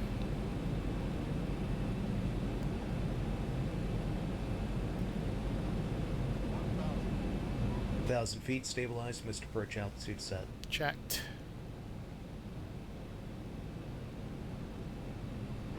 KL3311, turn left to downwind runway 24 right, and give me a call on A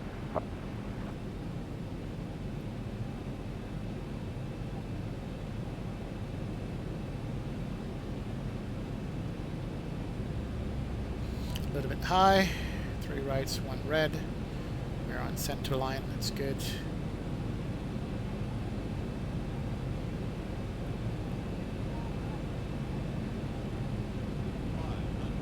Bring the speed back a tad.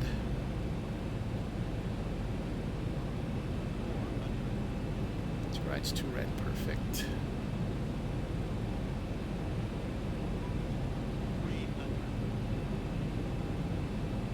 Sorry, my course guard is in my airplane is not stable at the moment.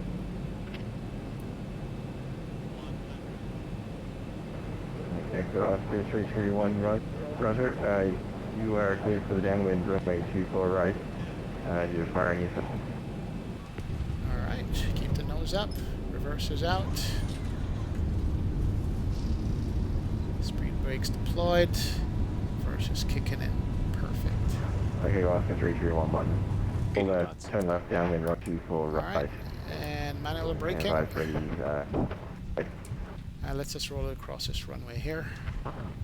Let's use this We went kind of long on this one, but it's fine. for the adjustment. Use Zoom because my aircraft is not stable at the moment. I try to keep it under control for the adjustment. Please make sure you have all your personal belongings before you exit the aircraft, and be careful when opening the overhead compartment. You're now free to use Right, your Echo mobile Oscar phone 3311. Say again your request. And welcome to Toronto, guys. We hope you've had a pleasant experience, and we look forward to welcoming you again on another flight. Wow, we took the whole length of the runway, but it's fine. 28, Houston, taxi 5 from Delta Alpha, Alpha Kilo, cross 33 right.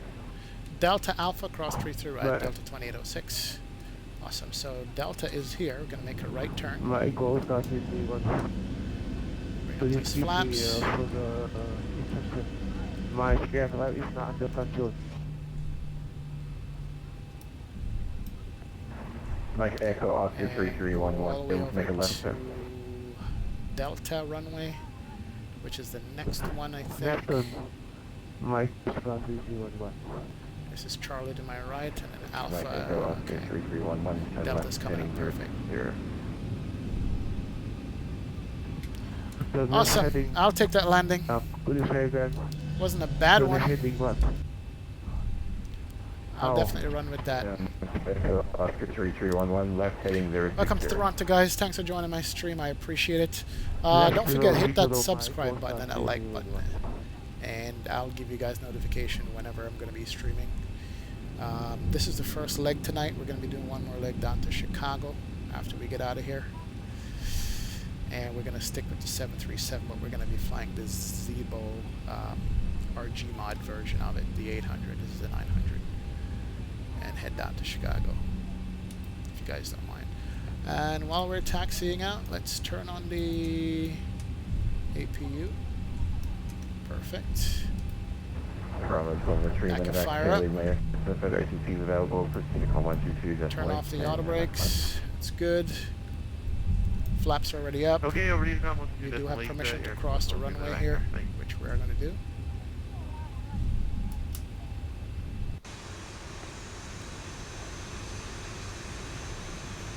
And of course, we're doing some fast taxi to the gate here.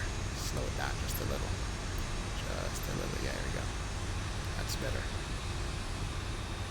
Nice airplane, nice livery. Like it a lot.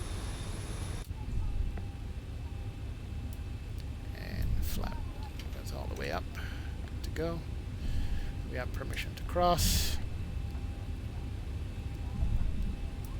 And let's turn off the pitot heat. Window heat can come off. And turn on APU bleed. And APU is available. Switch it over. Good to go. Reset the master caution, and we're going to park somewhere over here to our left. I guess that's international arrival. Let's go to the next taxiway and make a left turn there.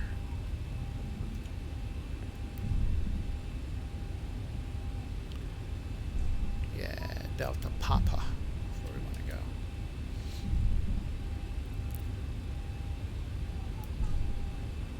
Yeah, we'll park over here somewhere.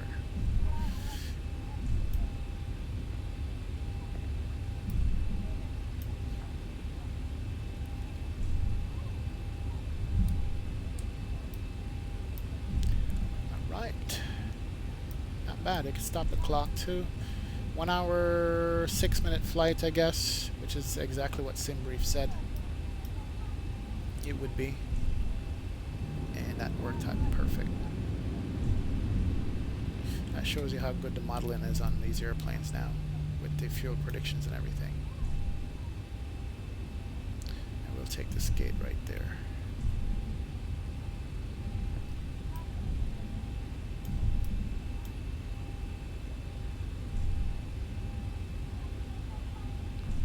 Is the run up to this gate? Not sure.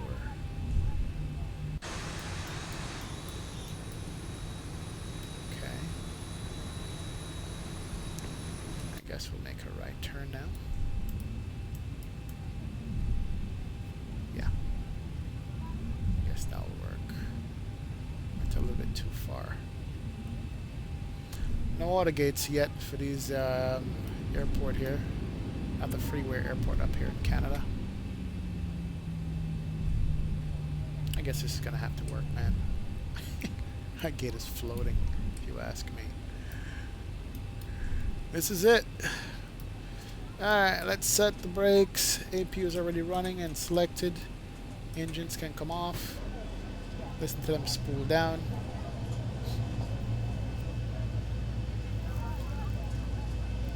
What's up, Pride Gamer? 2K19. No. I'm flying the Delta, not the Emirates. I wish. No Emirates says. Alright. That's off. Turn off the fast seatbelt sign. Turn off the anti-collision.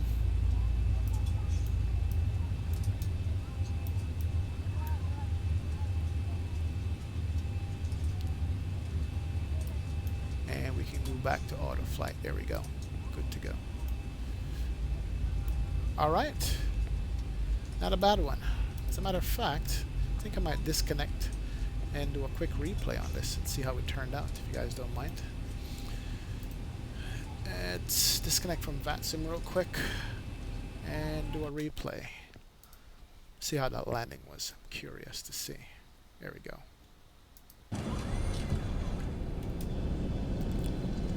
Do a wing view of this landing.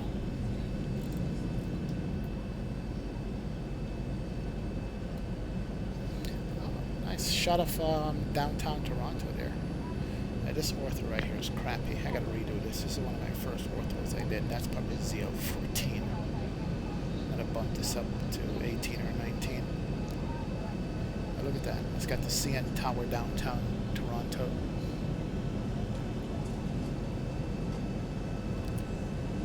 Check it out. Look at the shadow. That's pretty cool.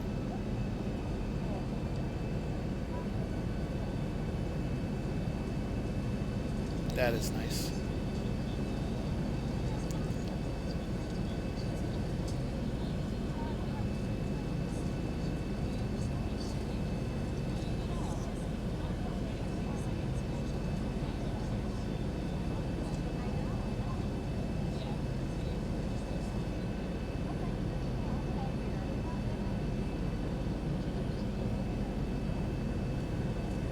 Alright, let's see how bad this landing was, or good, how good it was, or in between. Right over the road there.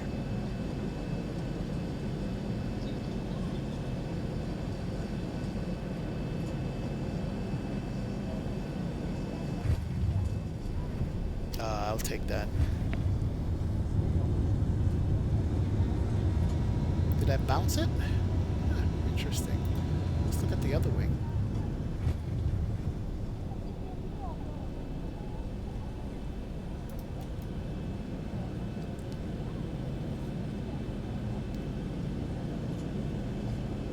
What little corrections I make. See that reflection on the wing? That's nice.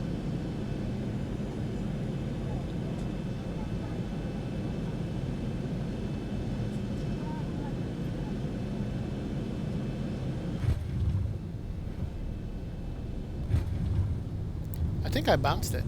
That's a double bounce, it looks like. Or maybe it's a nose gear, I'm not sure. We're gonna find out here in a sec. Let's do this view right here.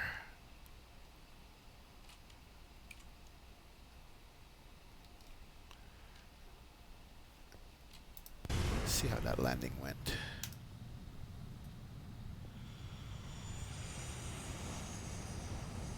I think I might have bounced that landing.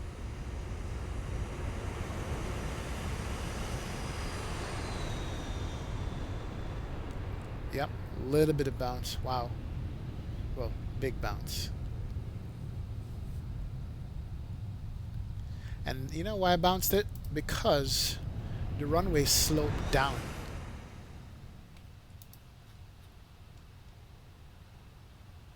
That's my defense anyway. See?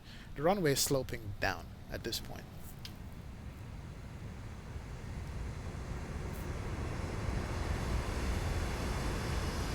Or maybe I'm just too fast. Not bad. Let's view from the tower. Let's do a tower view. Oh, come on. Are you kidding? Can't see it from the tower?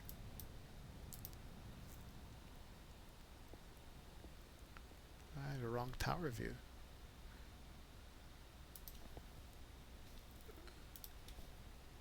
View from external tower. I guess not.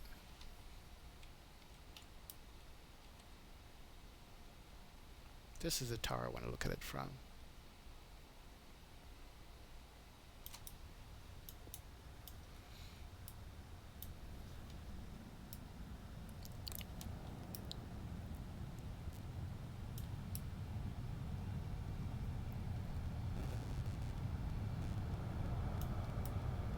Yeah, there goes that bounce. One more, then we'll jump in the airplane and head over to Chicago from here.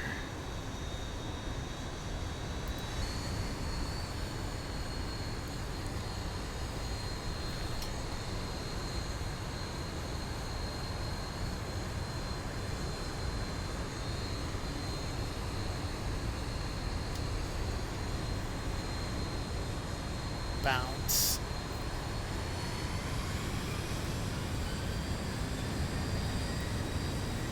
Nice.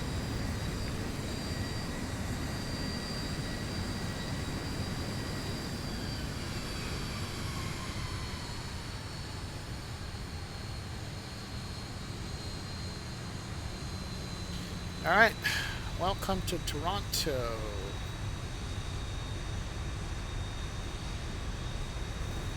And I'm gonna punch in the new flight from here over to Chicago. See how long that flight time is gonna be.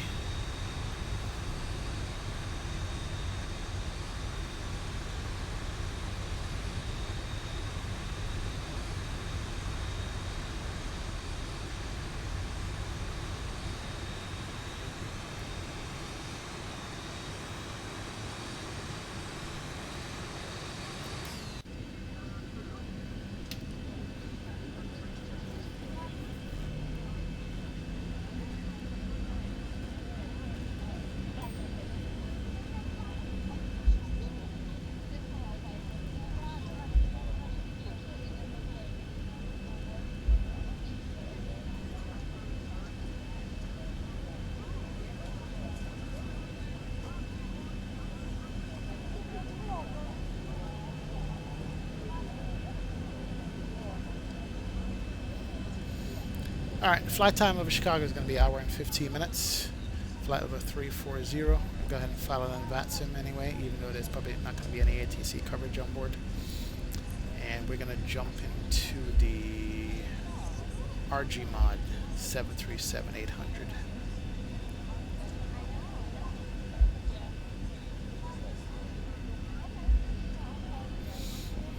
Let's do that. It's going to take a few minutes for the sim to reload that plane. Alright, we are back.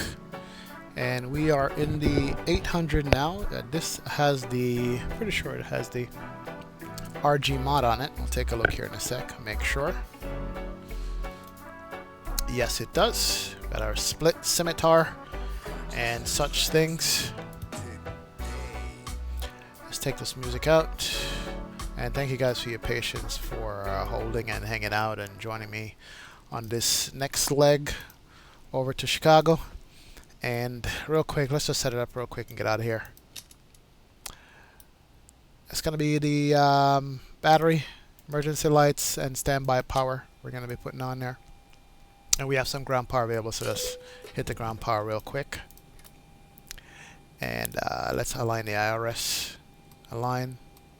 I'm going to start doing these flights in turnaround mode, so I don't have to go through the cold and dark process all the time. But I know a lot of people like to see the cold and dark stuff, so that's why I always do it. But at some point I'm going to just do it in turnaround mode, like I just showed up to the airport and the airplane is ready to go.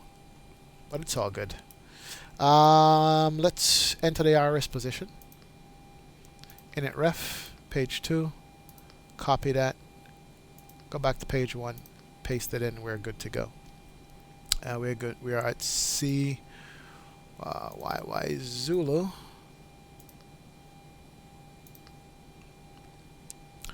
And our route is going to be CYYZ over to KORD. Chicago. There we go. Alright. And then we have our flight plan all set up. We're going to put that in here shortly. Let me just check one thing. We plug back into Pilot Edge. I'm sorry, that's a Pilot Edge X squat box. We're southwest. I think we're in the southwest, are we? Yep, we are in the southwest. There we go. Awesome.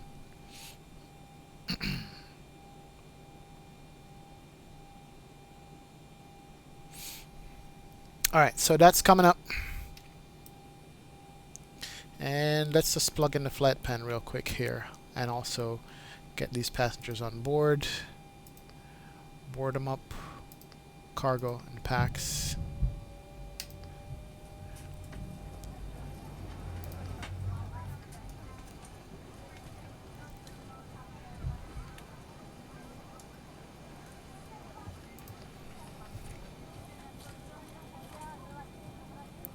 Alright, and this flight plan is really simple. We're going to do HOCKE, H-O-C-K-E.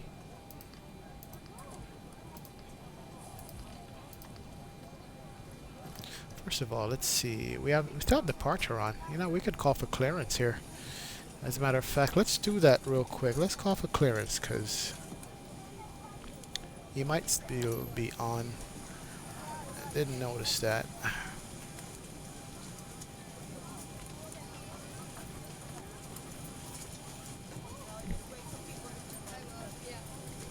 And departure frequency is 1288.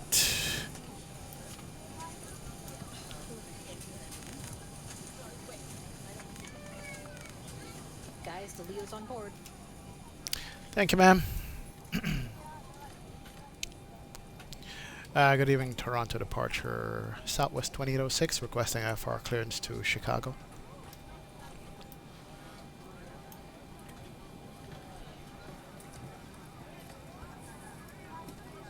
No response. 2082.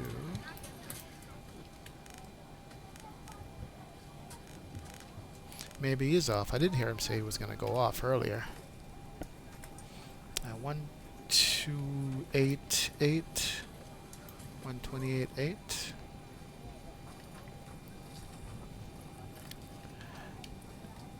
Toronto departure. Radio check. I guess not. Maybe he's actually off already. It's fine. Alright, we're gonna go to Hawked and direct to F and T.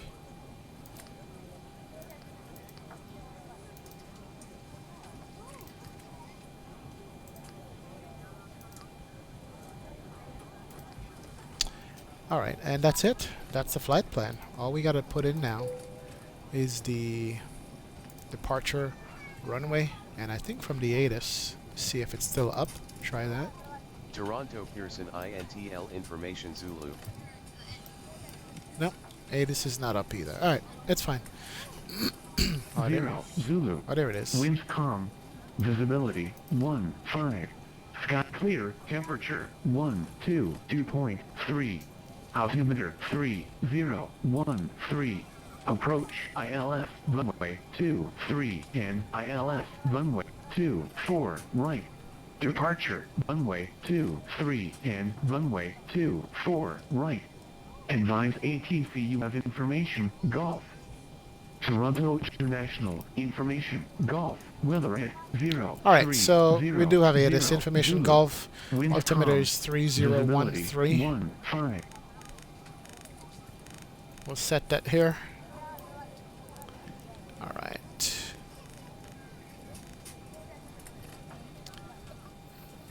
So 24 right is going to be a departure, and departure is going to be Go Pop 2.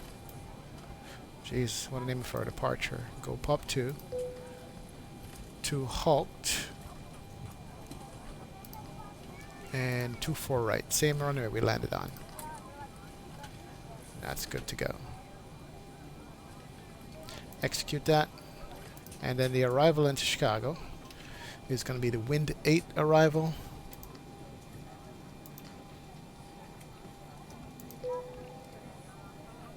And FNT transition. There we go. And SimBrief is saying that for Chicago we should be landing 10 left. 10 left, ILS, there we go. Execute that.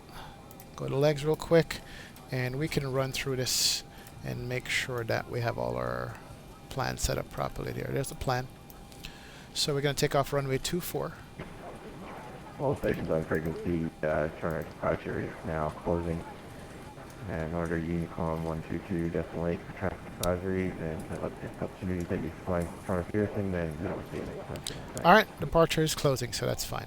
We'll vector ourselves. So we take off runway 24, get vectored to Tillam, and then from Tillam we go south. Ooh, what is that? Did I execute it? Anybody seeing this?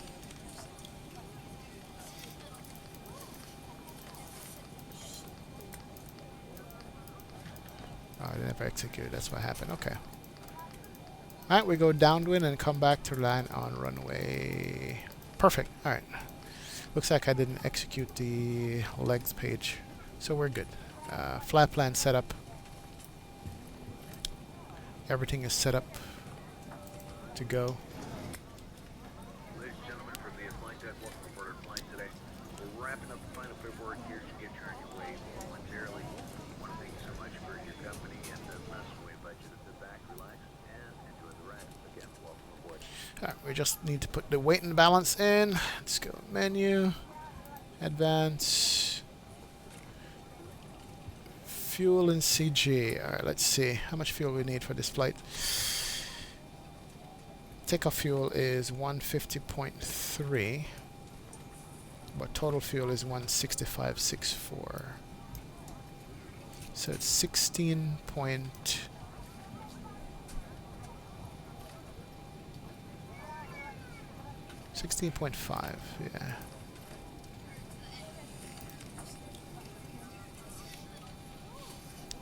And our zero fuel weight on this flight is going to be what? 134.2.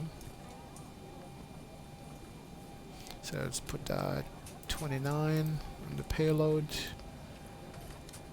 So sorry, 39.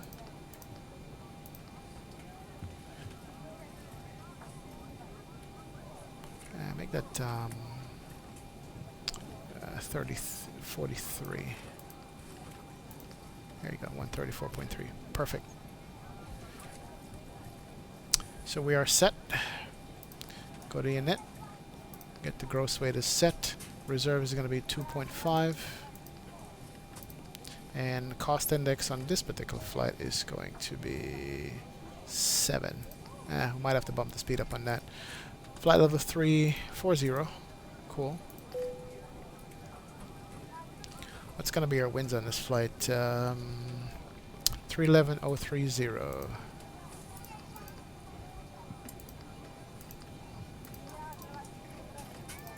And the temperature minus 54 Fahrenheit. There you go. Alright. N1 outside air temp. We're going to derate 1 to 97. It's cool. Take off on flap 5.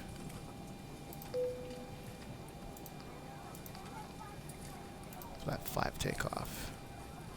CG 24.1. So 141, 142, 150. 150 on the climb out, so let's bump this up to 150. 165 I should say. That's going to be our minimum climb out speed.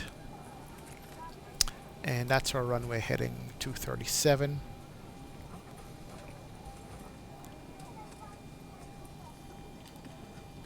And let's see here. Go Pup 2 is our departure. Let me bring that up real quick. See what it's telling me that we're going to be doing.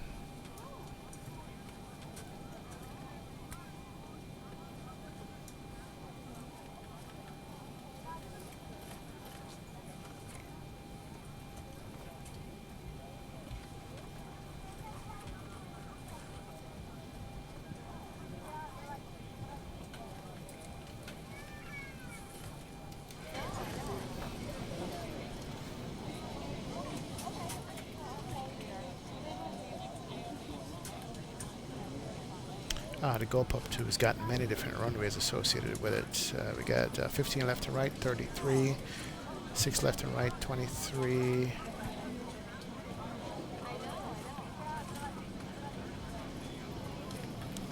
24 left, 24 right. You know what? We might have to do runway 23 out of here.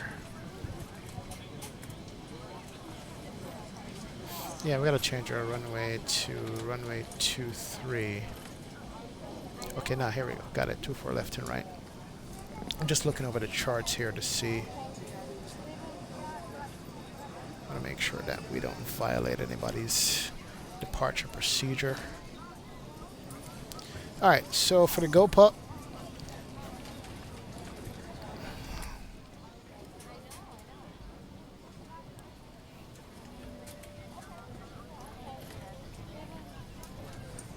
alright, basically with this particular departure runway 24 right, we're going to climb as assigned by ATC heading 237 to 1000, then turn left heading 253, expect radar vectors to Tillem, maintain 5,000 feet. Okay, so we're going to do runway heading to 5,000 feet and then go from there. Even though I'm on VATS and with no ATC, I try to get this thing as accurate as possible, so when I go back to pilot edge, I know what the hell I'm doing. Couple things I got to do. No smoking sign can come on. Let's turn on all the fuel pumps and let's kick on the APU. Passenger light can come on. Window heat can come on.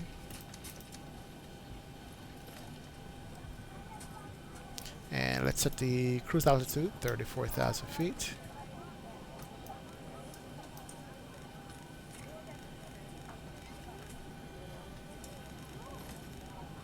There we go. Awesome. Alright, so that's set up. We are almost ready to go. Not using a checklist. Trim is 24.1, which is 4.96. Trim is perfectly set.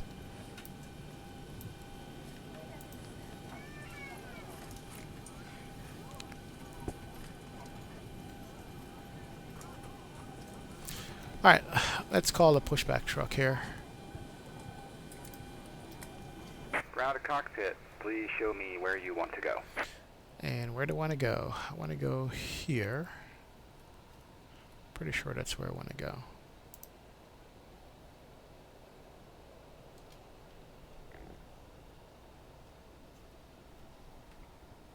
Ground to cockpit, tow is driving up.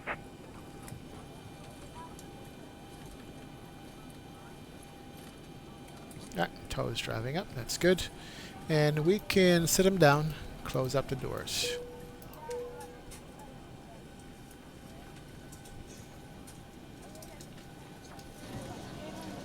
Captain Haskell on the fasten seatbelt sign. We do ask that all passengers take your seat at this time and please fasten your seatbelt. Just as a reminder, we cannot leave the gate until all carrying items are properly put away. All overhead bins are closed and all passengers are seated. Alright, APU is available. We can bring on APU bleed and set our cabin temperature to a nice temperature here for our passengers. Okay, all doors and hatches are closed, ready to connect. Turn on anti-collision light so we can get the doors to automatic. RTO can be set there. Flight attendants prepare for departure, cross-check and all call, thank you.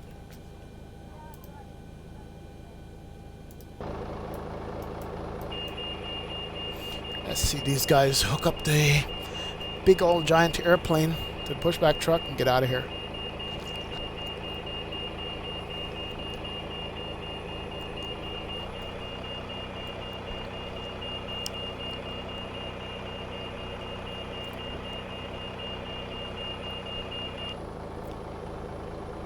So connected and bypassed and inserted. Release parking brake. Alright, I think we are ready to go. Starting pushback, and you may start engines.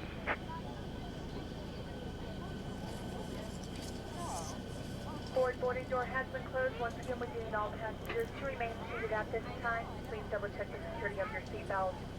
All electronic devices do need to be turned off and put away at this time. This does include all cellular phones and two-way pagers. Flight attendants, please prepare your doors for departure. Alright, we could turn on the packs and start up the airplane. There we go. And we got rotation on the N2 as we listen to that engine spark up.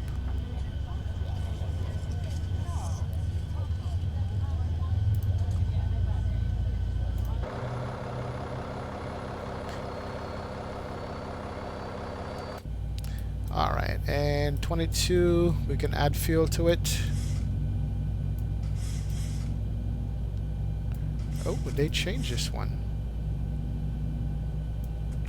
Sorry, wrong one.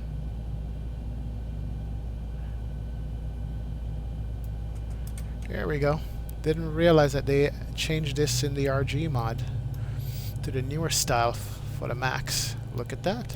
Okay, we'll deal with it. Not a problem. And looks like we got Air Canada just landed out here.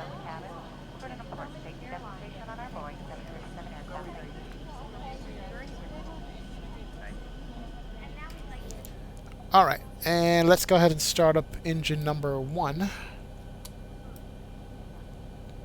And we got rotation. Perfect.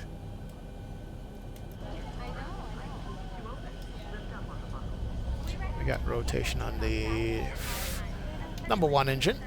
Good to go.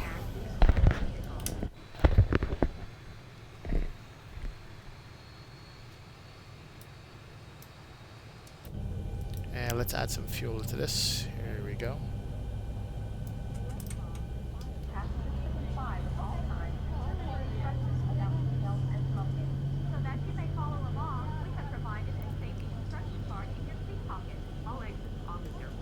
Operation complete. Set parking brake. And parking brake set. Good to go. Disconnecting tow. Stand by. And it looks like the engines starter cutout is good at number 1. We'll wait until it gets to about 20% N1. Shows engine is stabilized, and we can switch over to the gens. Here we go. Engine stabilized. We can bring on the pitot heat. We can bring on the engine bleed. Packs can come on. We have the altitude set, and we can turn electric pumps. Good to go there. Let's go to continuous on that and kill the APU.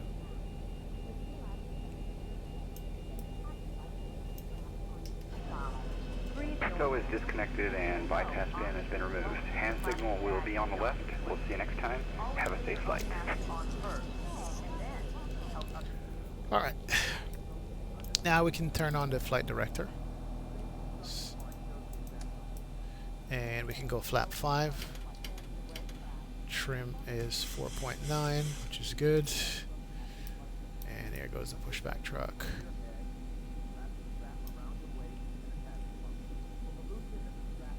Thank you, sir, with the pin. Alright, we do a recall checked. Aha, we need to turn on the yaw damper. Recall checked is good. We got auto brake set, flap set. No smoking and seatbelt sign is on. Anti-collision is on. Position light is on. And we can turn on our taxi lights and taxi out of here. Watch this Air Canada, make sure we're not going to be crossing his path. And almost forgot to squawk mode Charlie. Here we go. And we're going to do terrain. Ah, 2 airplanes. There's another Air Canada out here.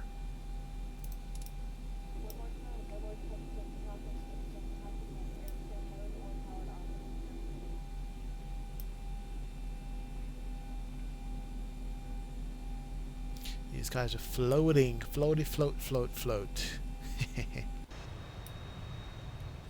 Alright, let's get out of here. Release park and brake and slowly roll out of here as we watch Air Canada float by. Here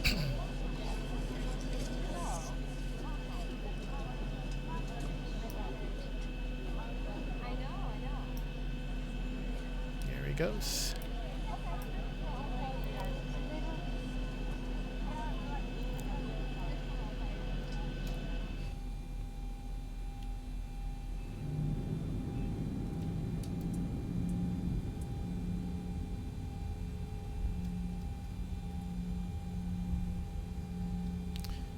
Watch us turn, and we're gonna make a left turn up here on taxiway Delta, take it all the way to the end. Actually, we gotta cut over at Delta Quebec.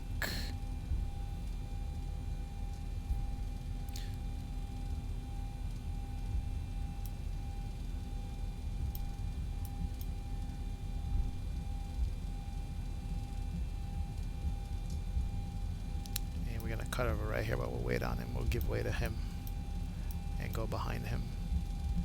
And this is taxiway Delta Quebec, yeah? Correct? Good to go.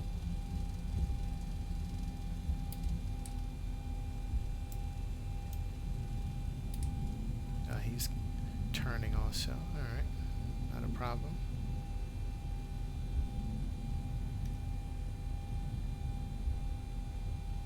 He's holding short here. Gotta wait until he moves, then I'll make a left turn here on taxiway Charlie. Take Charlie all the way to the end. Wonder where he's going. Put our parking brake. Where you going, buddy? Oh, there he goes. Okay, good.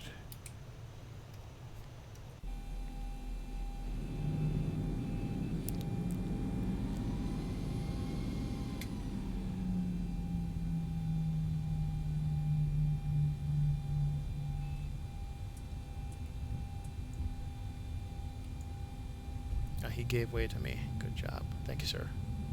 Appreciate it. I really should go over to Unicom 122.8 here.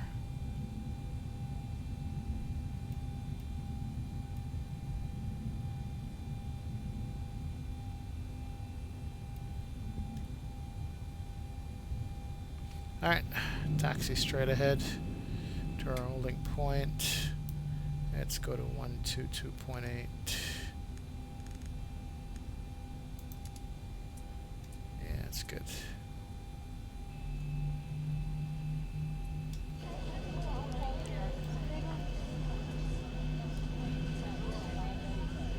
Oh, he's doing an intersection takeoff, I see, okay. Yeah, he's a prop, he could do that.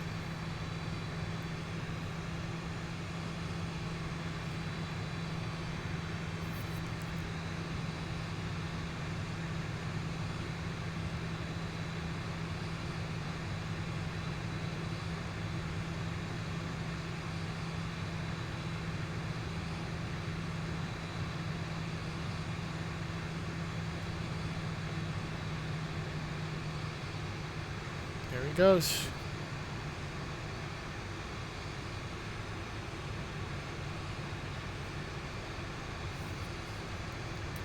Nice.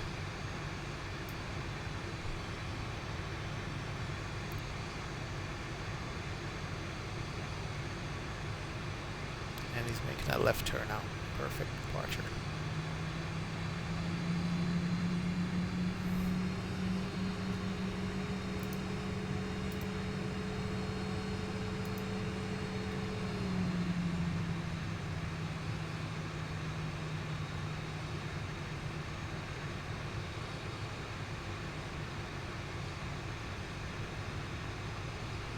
Alright, coming up to the end here. Let's sit him down.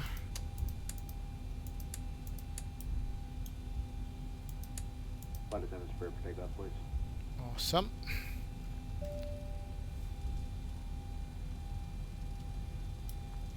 We can turn on LNAV and VNAV guidance. No, we can't. Why not VNAV guidance? What did I miss? Auto throttle. Interesting.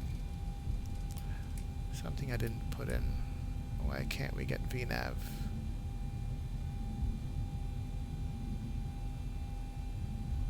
Let's hold short here for a second, see why not. Set the parking brake. The init ref is good. It's all set out. Execute that. Takeoff ref is set. Legs. Oh, there it is. I probably didn't execute it. Alright. We're good to go. And there he is on TCAS. He just took off. I'll probably give him another 30 seconds or so, then I'll go after him. Alright, let's line up and wait. Cabin crew has been set, flap set, trim set, auto throttle is armed. Let's go on the runway over here. Do this takeoff.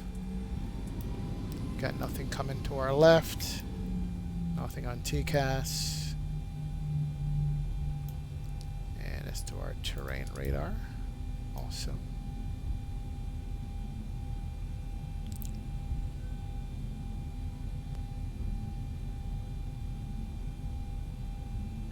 Alright, so we're going to do runway heading and get vectors out of here to our next waypoint.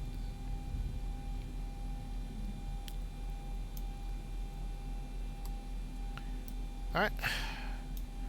Any objections? Everybody ready to go? Let's do this.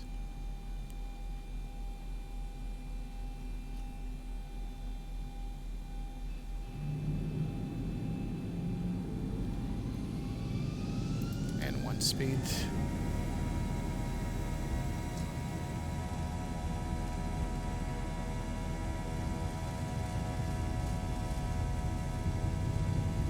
Your speed's alive. 80 knots. Checked.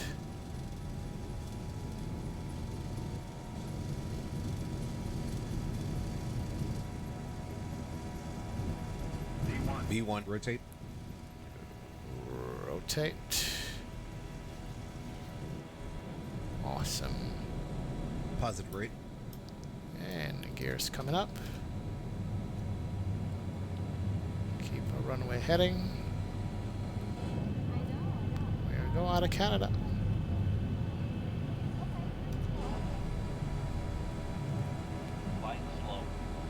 Bring the nose up.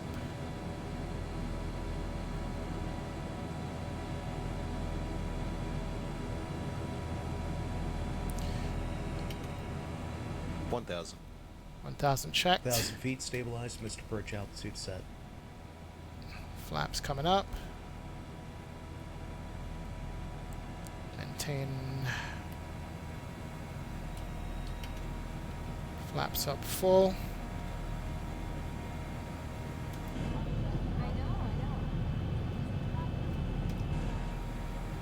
Still climbing out. And we can do rectitillum, which is going to be a right turn following the LNAV.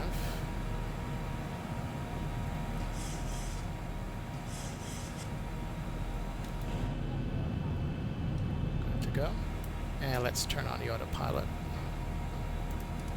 Put it in command mode. 1,000 to go. And let's go it up to 12,000 feet. Good to go. Alright, airplane's flying the airplane. Here we go. Here's our airport. Just took off. Off. Nice.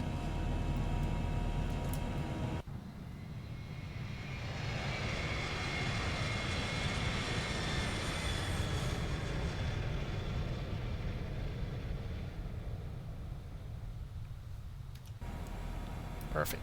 Airplane's climbing out nicely.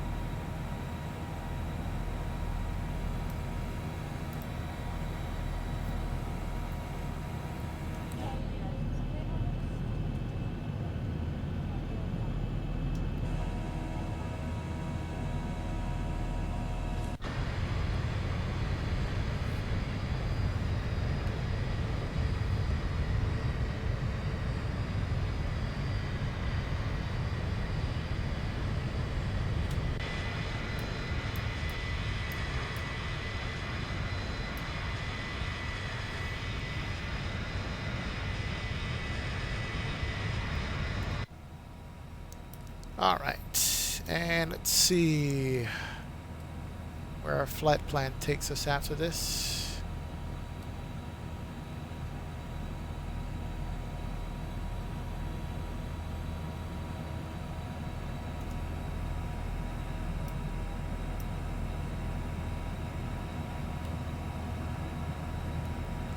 Alright, above 10,000 feet, landing lights can come off from the turn off lights. Taxi lights. Go back to off on the ignition. Ding the cabin. Good to go. Keep this door open. I like to have the door open. 1,000 to go. And let's set our final cruise altitude 34,000 feet. Why not?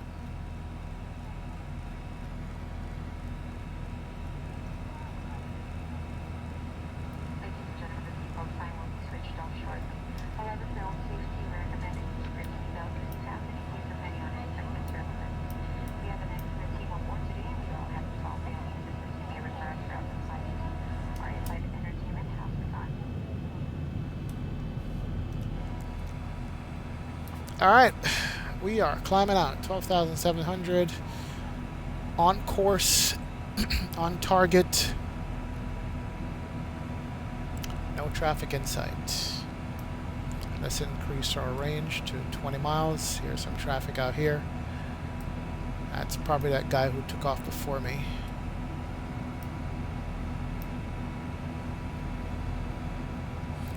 He's 20 miles out to my left, won't be able to see him at all.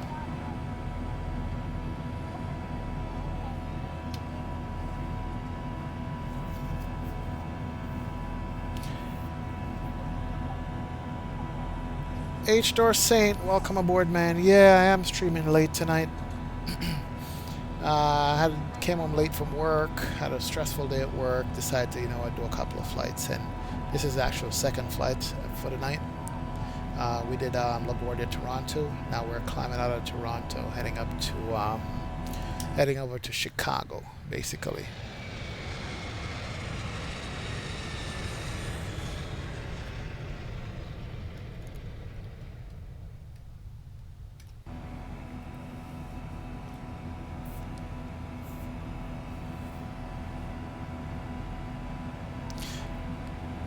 I think that somehow I prefer the sounds in this airplane. Maybe it's me not tuning the sounds properly. But I prefer the sound in the 800 than the 900. It sounds maybe louder to me or something. Maybe I set it up differently. I don't know.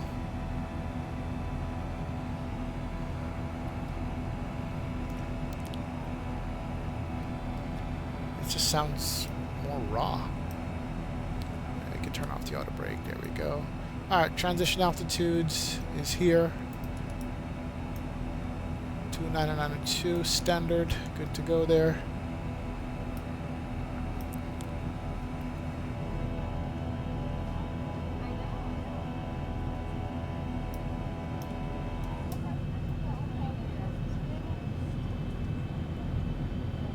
Yeah, what do y'all think? Let me know. For some reason, I can hear the engine sounds and everything better in this airplane. I gotta check the settings and see if I turn it up more in this one than the other one. Perhaps that's what it is. You guys see my cup of coffee down here? It's got little bubbles in it too. Yeah, black coffee.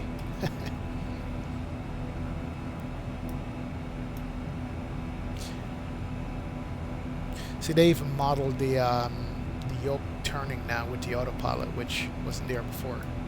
They just did that recently. That is pretty good to watch. And I didn't start the clock, did I? Oh, there we go, started now.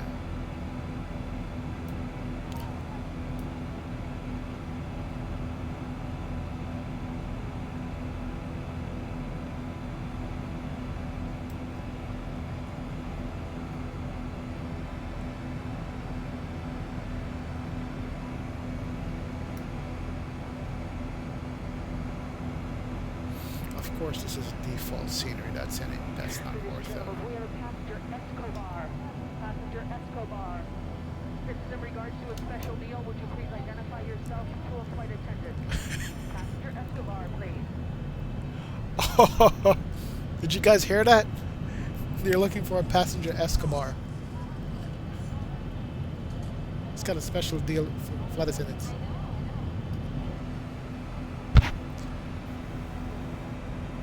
Was that passenger Escobar for a special meal or a special deal? Oh, that's incredible. Didn't even know that was in there. That's pretty awesome.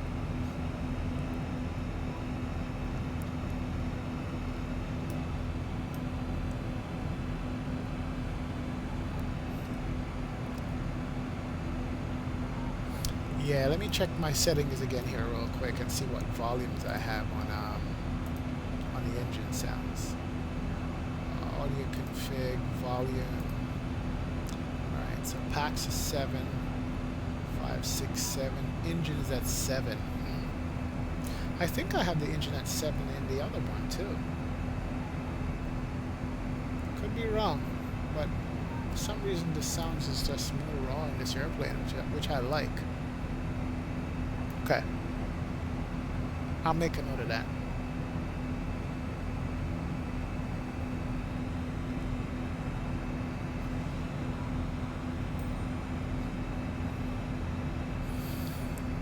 Escobar at 20K flight level. Nice. LG style. LG Styley. Welcome aboard, man. Good night. How you doing? Thanks for joining the late stream here as we head out to Chicago. Appreciate the support. Hit that subscribe button and check me out whenever I stream.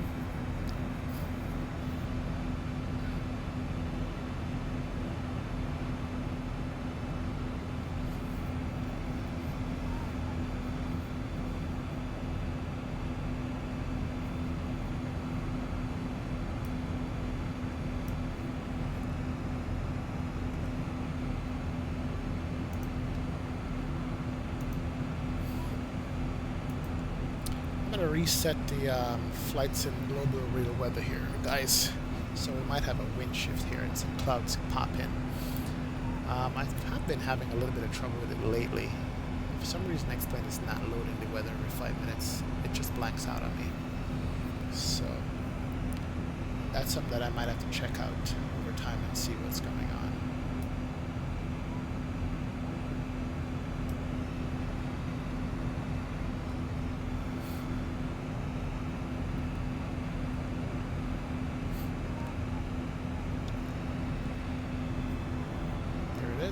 Weather reload, wind shifted. Do we have any clouds? That's the question. Yep, we have some clouds. Alright, perfect. That's what I was missing here.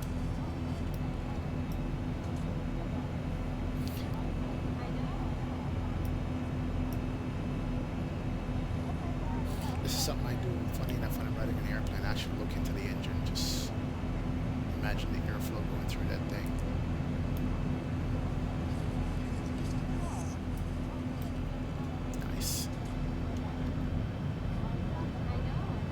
Beautiful flight. Everybody only speaks English.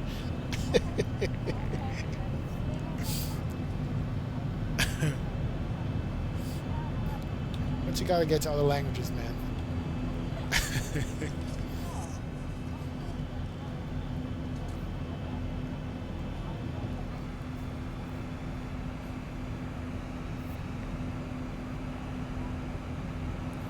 Alright, we got 3,000 feet more to go. I'm sorry, what am I talking about? 5,000 feet to go to the cruise altitude and head out of Chicago. Cabin is pressurizing nicely, which is cool. 8,000 foot cabin altitude, and cabin temperature is looking good. Can warm it up just a tad. Yeah, cabin temperature is good.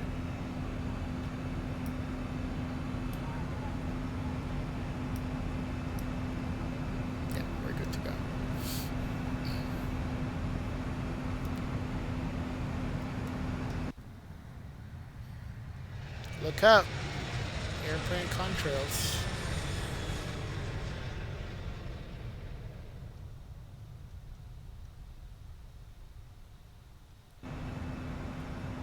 Whoa, what happened there? Why? I think we had a weather shift again.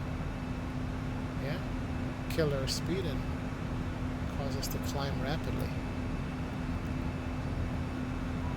I would pay good money for somebody to just come up with a simple weather program for X-Plane that just works. I don't need anything fancy. I don't need extra HDR clouds. I just need something that depicts the weather. Wind shifts good, cloud changes are good, weather radar works, windshield effect works. That's all I need. Is that too much to ask? Seriously.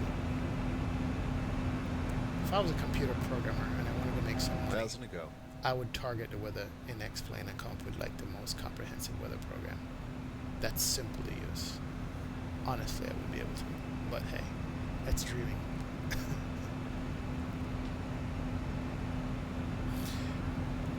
IG Style said, yeah, I'm new to the channel. I found now on YouTube. I decided to open and found it. I wrote it. I'm going to sleep. It's too late. Have a good flight there. Well, thanks a lot for finding the channel, man. I appreciate it. Make sure you hit that subscribe button. Hope you did. And join me again tomorrow. We'll be doing some more streaming. Flying some different planes tomorrow, perhaps. And thanks for joining the family, man. Appreciate it. Good, good. Hit that thumbs up and the like button, too. Thank you, sir. Alright, we are heading on over the lake. On the other side of this lake should be Chicago somewhere, I think.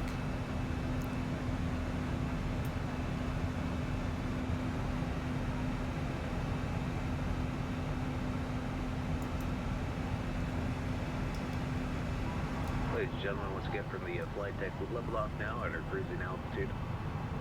We're going to go ahead and turn off the fasten seatbelt sign. I'd like to kindly ask if you are staying in your seats to keep those seatbelts comfortably fastened for your safety. Onboard computer showing an on-time arrival. No ATC delays either. We're going to stay quiet up here. Have you enjoyed the flight and the service. Once again, welcome aboard. Once again, welcome aboard. There we go. Alright, kill a fast label sign. That is good. I should have had a strobe light on one time. Interesting.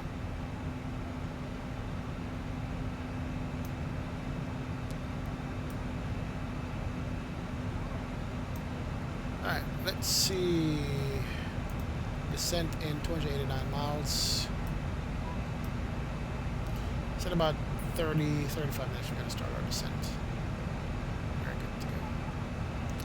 As a matter of fact, let's just do this and make it 0.82 under cruise speed. Why not? Let's push it. We have enough gas. We're not paying for the gas anyway, so let's speed him up.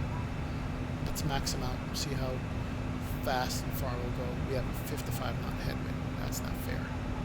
That sucks.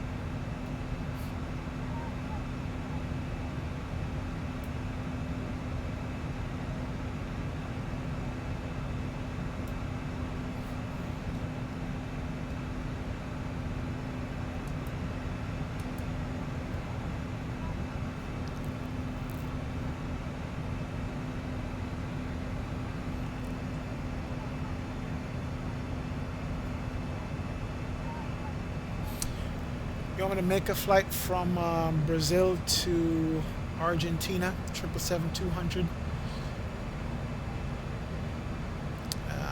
From Qatar, very cargo. This route, I just saw one now in Flight Simulator 24. That's a long flight, man.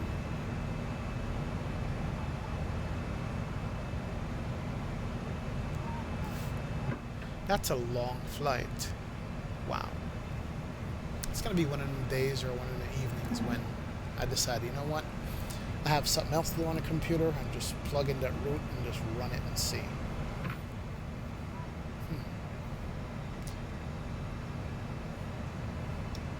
Yeah, what do you guys do on a long haul, you know? What kind of flying do you do when you're on a long haul? What do you do? That's a lot of things to do there. A whole lot of things to do. A lot of time to sit there.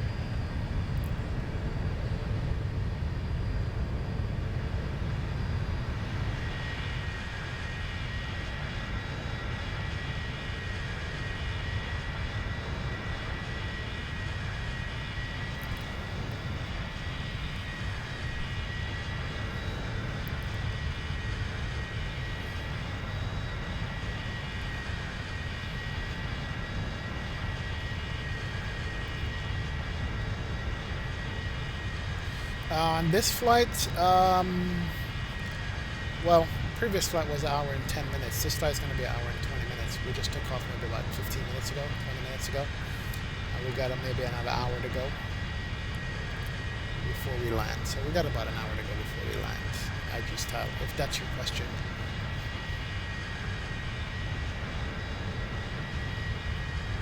This particular stream, I've been streaming for 2 hours and 46 minutes now. So typically on a 2-leg day, when we do 2 legs, it's usually like a 4-hour stream. Michael's moving in stereo. I just missed your post. I think you just set off my TCAS. Really? Where are you flying to? Were you coming into Canada or going out of Canada? I missed that. And I'm sorry if I did, man.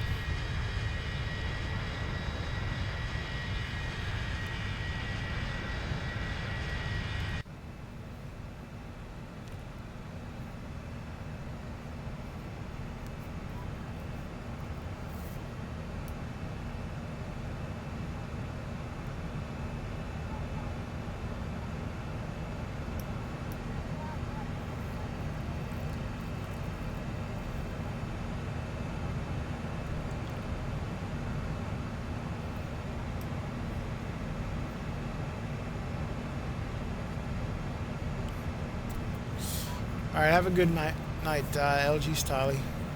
Appreciate you joining me, man. See you tomorrow.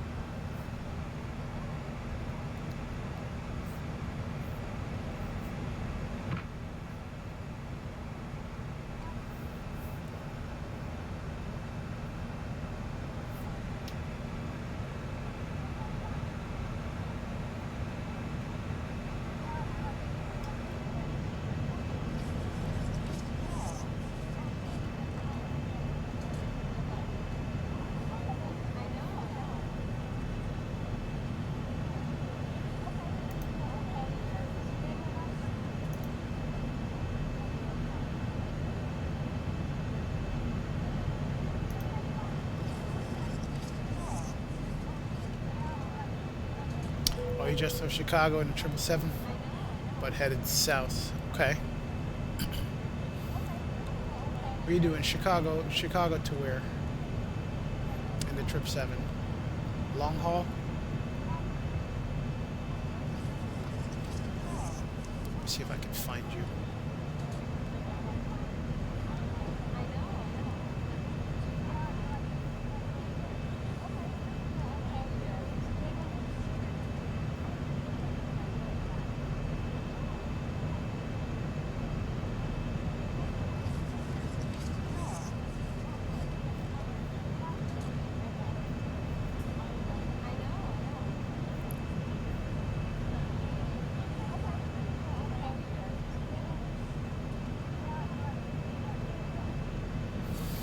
Yeah, LG style.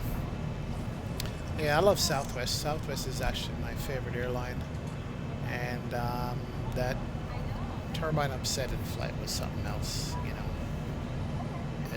know, they've had engine failures before. First one had a fatality in like what, 20, 30 years, or first, and you know, it's sad, but. It's an airline thing, man. These planes fly non-stop and regularly. A plane that sits on the ground doesn't make money, so you know. But I like Southwest. Southwest is my airline of choice whenever I fly. I love them, and I love their livery. So Chicago to Miami, Michael moving in stereo. That's what I like, a 3.5-hour flight,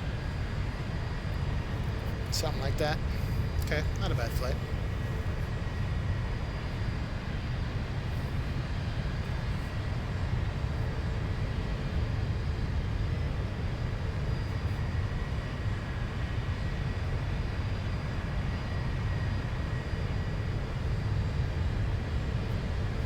Yeah, that passenger seat was definitely right over the wing here, just a couple rows back from here. As a matter of fact, they're making a return there. So if you're sitting in the cabin, let's see, where would you be? You would be, she was sitting in the exit, well, close to the exit row. Right beside the engine, I think. A little bit further back. Yeah, like right here. Yeah, one of these seats right here. And you got the fan blade that exited and popped the window out and stuff. Very sad indeed.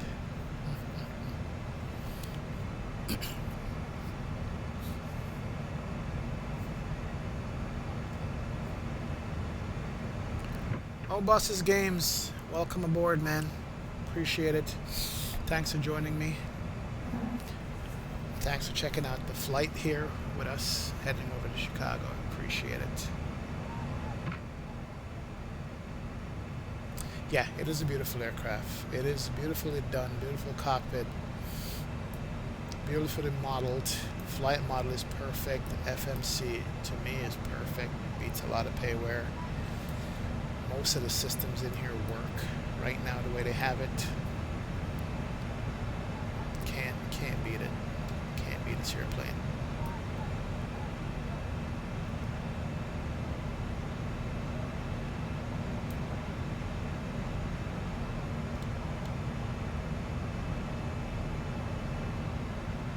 Very beautiful airplane.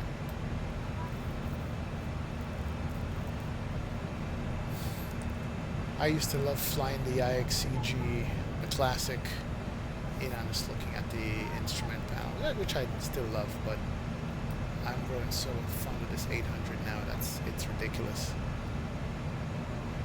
Just what they've done with it.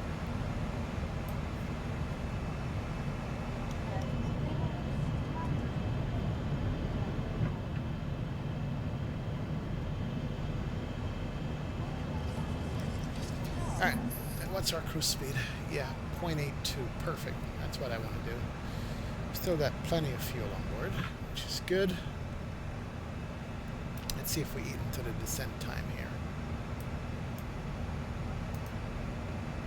I think we have by 5 minutes. So we're going to be descending in about 24 minutes to top of descent, which is good. And then we can start looking up some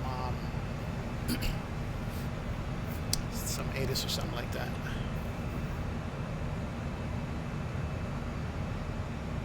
Yeah, 737-900. I just flew that on the last leg over here. This is a 737-800.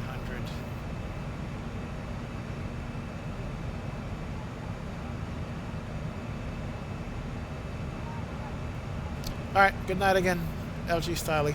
See ya, man. See you tomorrow, hopefully. I'll be streaming, but a little bit earlier in the evening than I did tonight. But I usually put like a 30-minute notification when I'm before my stream, or a 15-minute, something like that, so you guys will know when I'll be streaming. So if you haven't hit the sub button, go ahead and hit the subscribe button so you guys can get notification of that, definitely. Alright. This here is ortho scenery. Perfect. Yes.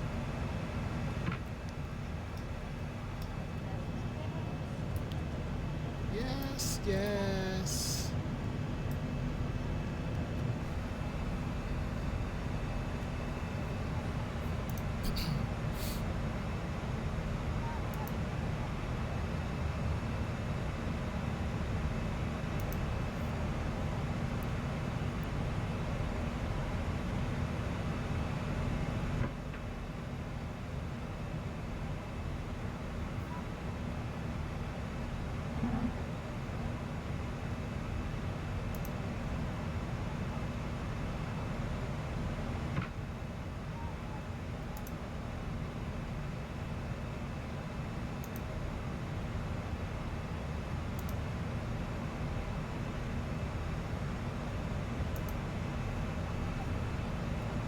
I'm sorry there, guys. I'm screwing around with OBS here for a sec.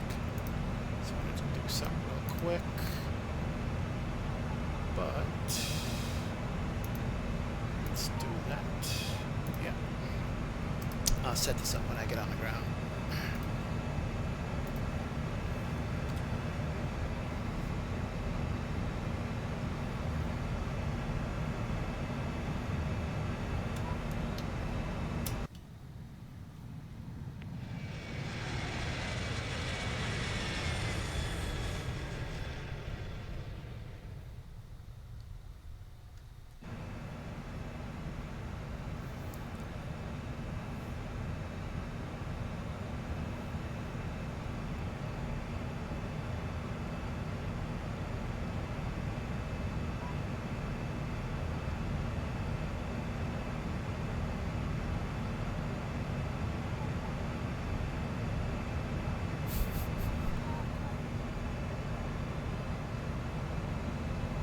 Yeah, old Buster's games. I'm doing Toronto down to Chicago.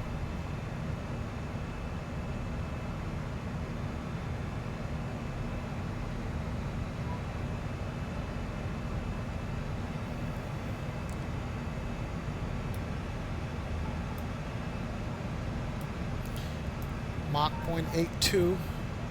Got a 55 knot headwind, so our ground speed is only 420 now. Not the fastest.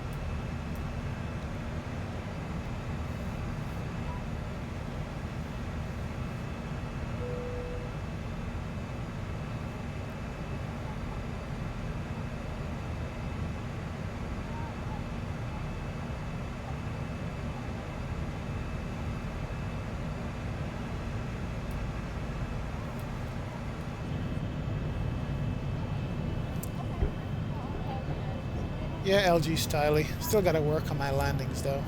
Sometimes they're good, sometimes they're not. As long as I don't break the airplane. I did a landing a couple streams ago where I blew the tire landing in DC. Surprising to me because it looked pretty good, but I don't know what happened, but I blew that landing gear out. It's actually on video too. It's on YouTube. It's funny.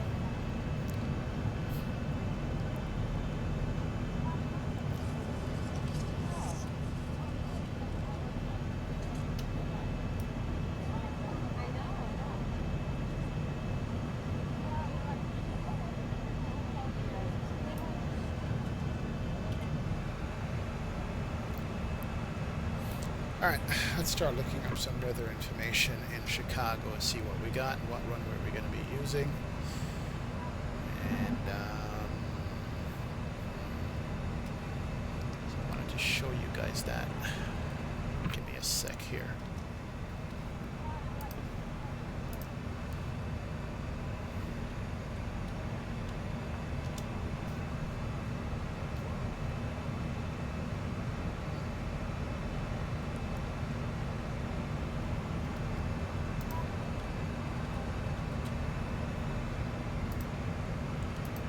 So, according to SimBrief in Chicago,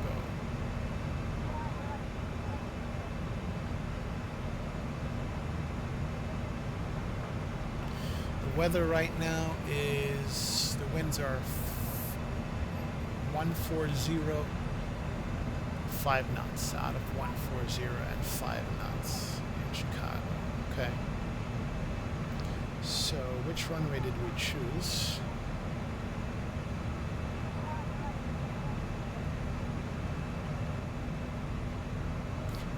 Runway 10 left in Chicago is what we said we're going to be landing at. So that sounds appropriate to me. Alright, so we're definitely going to use 10 left, 140 at 5 knots. Not a problem. So we're set up for 10 left, which is good. The landing altitude at 10 left is going to be 670 feet. So we can go ahead and put that in here.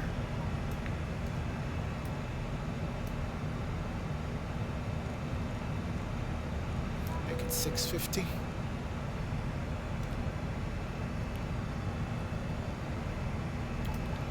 Also, the altimeter settings for Chicago is going to be 3000. 10-mile visibility, few clouds, 18,000 broken, 25,000. Altimeter 3000. So pretty decent weather. So let's put that in here on the standby.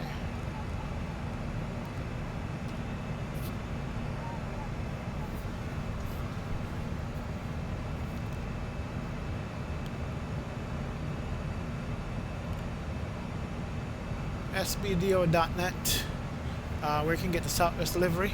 Let me see if I can find it for you and put it in the chat so you can get it. Welcome aboard, man.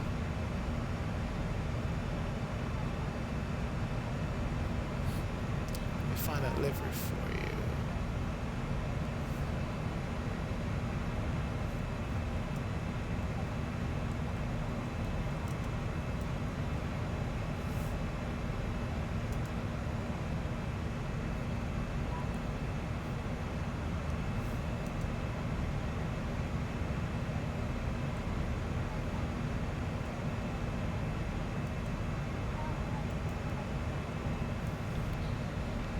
Just checking for that delivery. Give me 1 second here. Almost got it. Man, look at that sunlight on that engine. That's beautiful. Alright, got delivered for you here. I go ahead and put it in chat.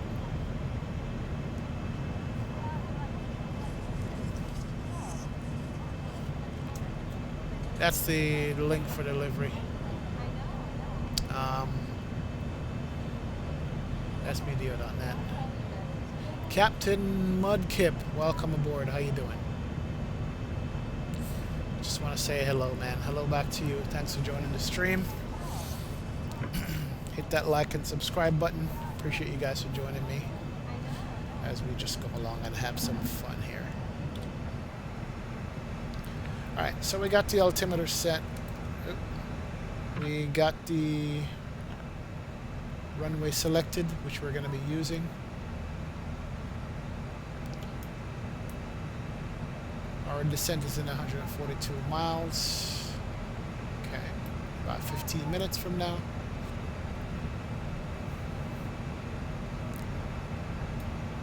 And let's go ahead and start selecting our initial approach stuff. Landing speed. I'm going to try flap 30 landing 149.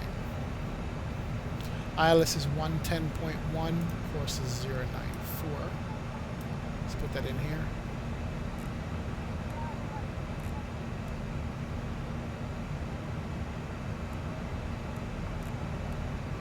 .1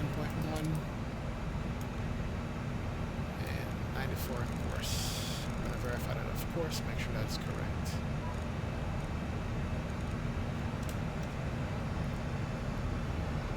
And I said that was 10 left.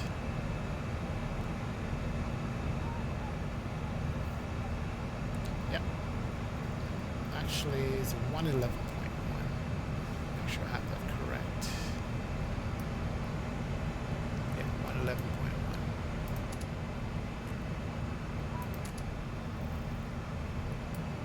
Course is 093. Alright, that's better. Perfect. Alright, so that's our course, that's our ILS, that's in. We have the altimeter for the landing already set to go. And we've briefed the approach. We can brief it again real quick. If we go over to our plan mode, that's where we are in the plan mode. And go to legs page and run through this real quick. VIO, Dicta, Alta River, Payton. Go to Vulcan and turn back and come back on the ILS. Pretty sweet.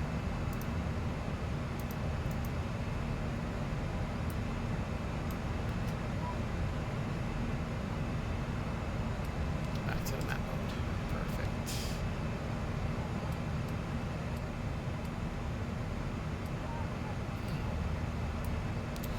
Why does it have my top of descent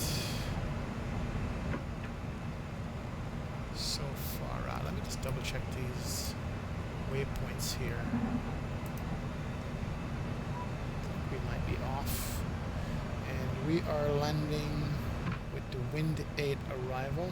Pull that up. It's going to be our star.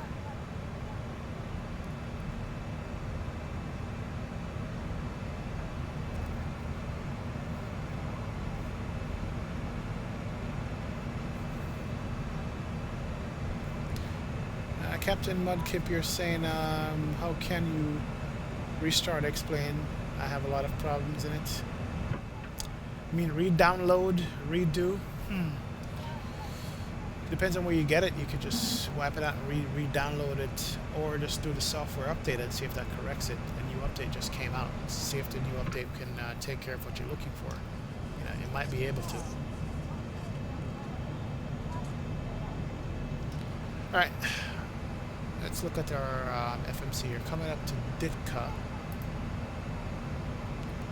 River, Payton.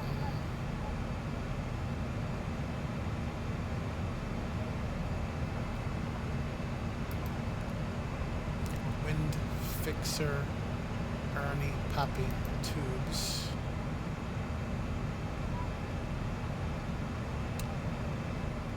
Yeah,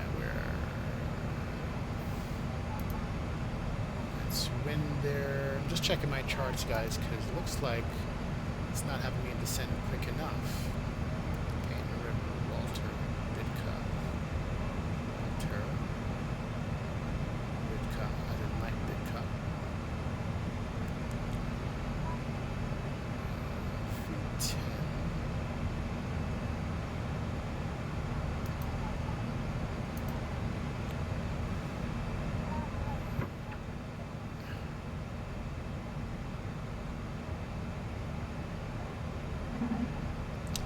Which need to cross river at flight level 200. That's the problem. Yeah. Good thing I caught this. There we go.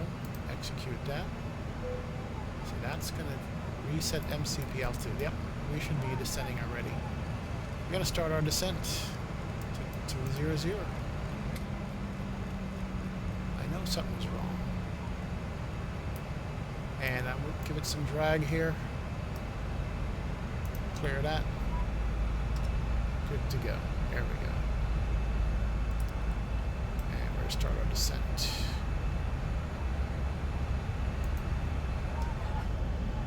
Folks from the flight deck, we've started our descent. Should have you on the ground in about 15 minutes. Want to thank you so much for your company and business, and hope to see you again with us sometime very soon.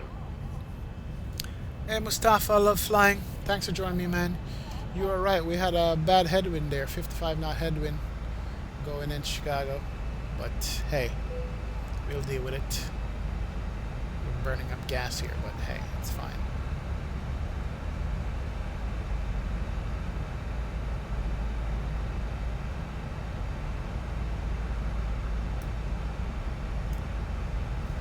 Check the other crossing restrictions here, make sure we're good, because I'm not sure why we had us descending so late,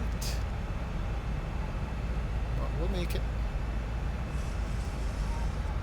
We're not overspeeding, we are descending, we're catching up on the yes we are, good to go. We can put it back the speed brakes, good to go. Now we're on profile. Don't overdo it.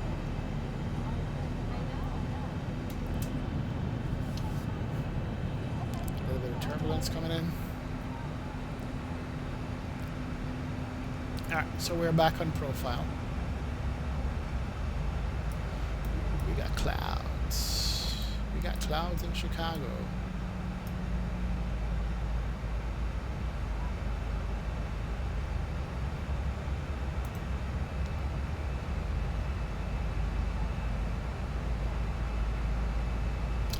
Yeah, Mustafa, just like me, man. I love flying too. Thanks for joining me. Sean Chi, welcome aboard. Good to see you joining us on the stream. Hit that subscribe button, that like button. Appreciate it. And check me out when I stream. Should be streaming tomorrow also. And I'll give you guys a heads up about 30 minutes before I start streaming that I'm going to be online, so you guys will know to join me.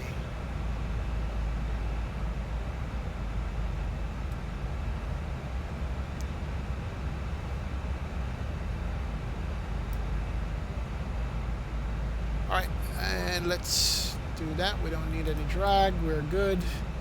And let's keep the descent going. Bring it down to 10,000 feet. Yeah.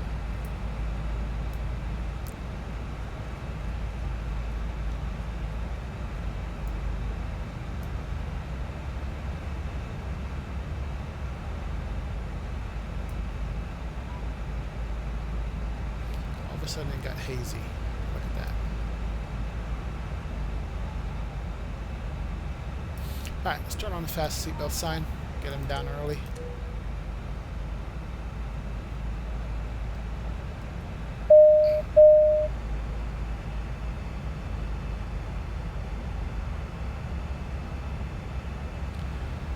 Thanks for the subscribe, Sean Chi. Appreciate it. Thanks for joining me, and thanks for the like, man. I appreciate it also. You want me to fly the... and Mustafa, I love flying. Thanks for joining me, man. Thanks for the subscribe, too. You want me to fly the Jar Design A330? I don't have it. And never really thought about getting it because I've heard that there's a couple things that needs to be done with it, like SIDS and stars. That's not in it yet. And I'm trying to get a little bit as real as possible, but I can fly the A320 for you. That's the Flight Factor A320. As a matter of fact, I'll fly it for you tomorrow. I'll fly the Flight Factor A320. Look, all Airbuses are the same now. Don't you think? I will be getting into bigger planes soon. I'm only doing these smaller ones for now.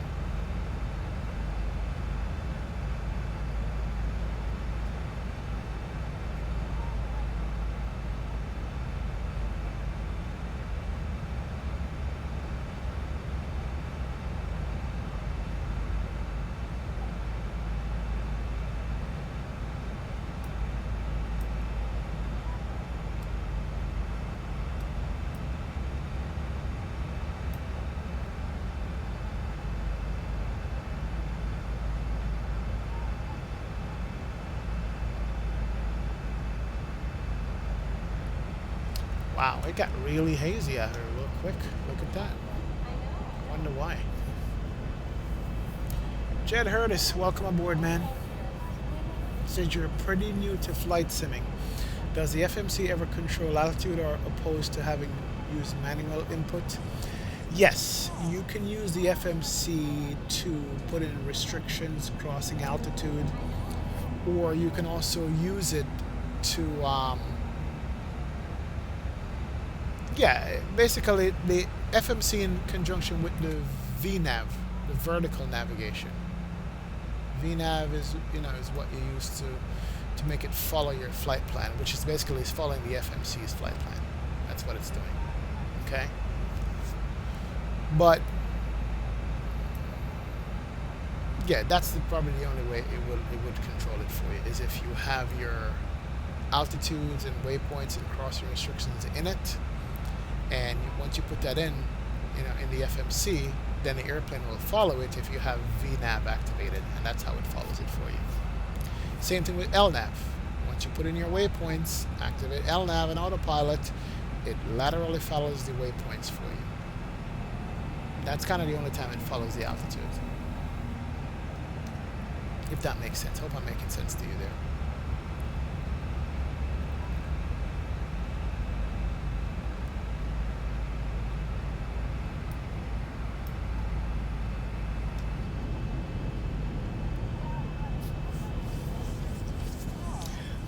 Sean, my system specs actually very weak, believe it or not.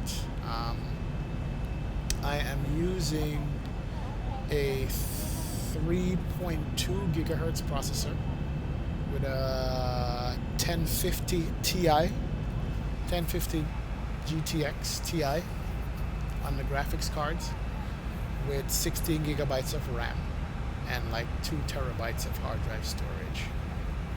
I have turned down a lot of things rendering wise just to be able to fly and stream at the same time. If I'm just flying without streaming, it's fine for me. But flying and streaming, I actually turn down my graphics settings just a little bit. It's HDR rendering, but it's not the highest setting for HDR. Also, I'm not rendering at a high output. Actually, let me show you real quick. Hold on.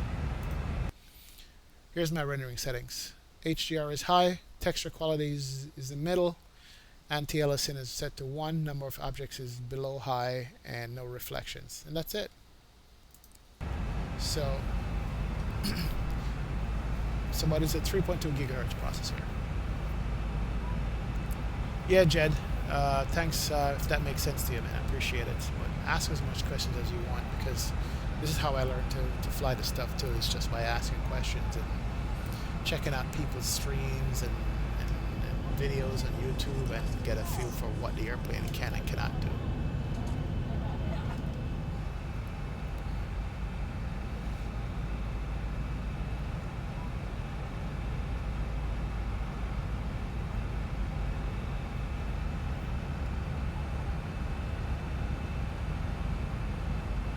Alright, we are on our profile. We're good to go. And we're coming over Lake right now, going to Chicago. Sean, the planes I have right now that I'm flying, Flat Factor A320. All the Zebo modded planes. Also have the 757 from Flight Factor.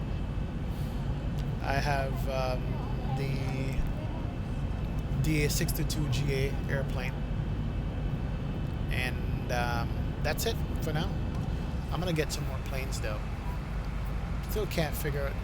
I like to stick to planes that are close to study level or whatever is supposed to be study level. You know. And when I just started, the planes that I was using was terrible. Just nothing worked properly. And I have the IXCG Classic 737-900.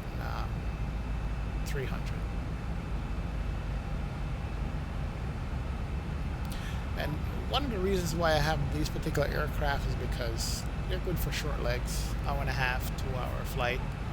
Really don't want to do anything longer than that for now. Long hauls, maybe one day. We'll see.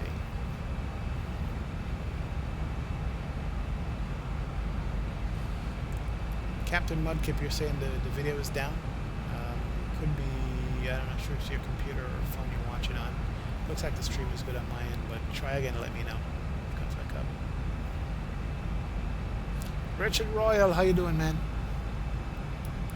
Are you asking if the UTC time is correct? No, because I'm not flying real time right now. I'm flying early hours, daylight hours in the sim.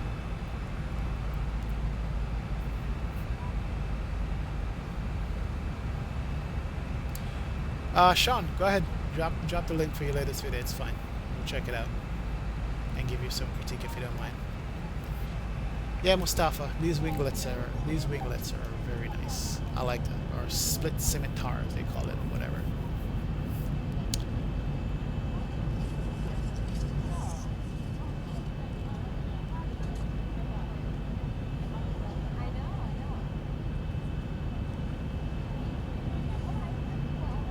Yeah, yeah, 1050 Ti is it's a middle of the road card, really. It's not a high-end card by any means. There's way better cards out there, 1060, 1070, 1080. But for me, the price point was perfect for what I wanted to do with it. So that's why I have the 1050 Ti for now. You know, hopefully on my next build, I'm going to go up to like a 4.2 GHz processor, a 1080. Once I start getting into VR flying and stuff like that. So, hey. All right, Sean, I'll check out your name, man. Sean Shi. I'll check it out. Once I land, I'll check out your video. Let me copy that real quick.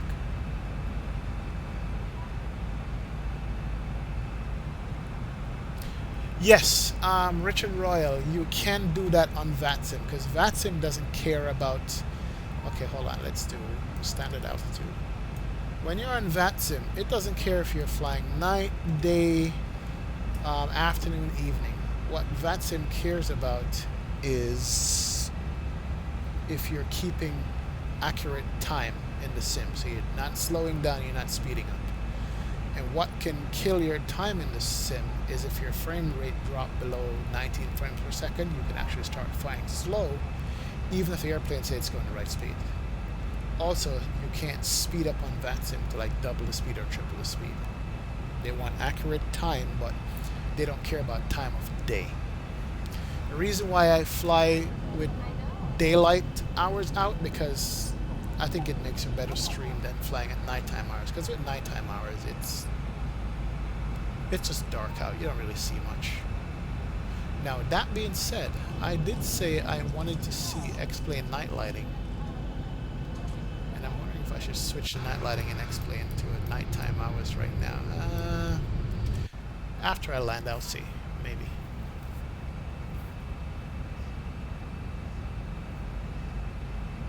Oh, the link is getting blocked, Sean? Yeah, I think I blocked links. But I copied your name. I'll check it out. And I'll watch the trailer as you said. That's no problem. I'll pull that up.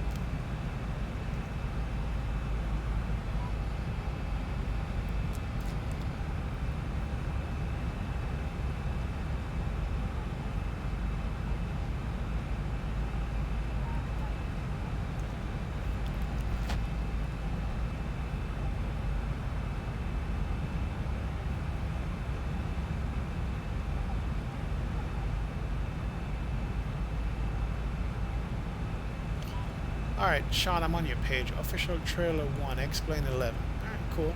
When I get a chance, I'll look at it. So I have your page up, Sean. Perfect. Captain Mudkip, you wanted to post a link also? Give me a sec. ETA. We should be landing shortly. We should be landing in the next 15 minutes in this flight. If we could look at the... We're going to be coming in and going down, then coming back, landing the airport. So about 15 minutes we should be on the ground. We made up some good time on this. Whoop. Sorry.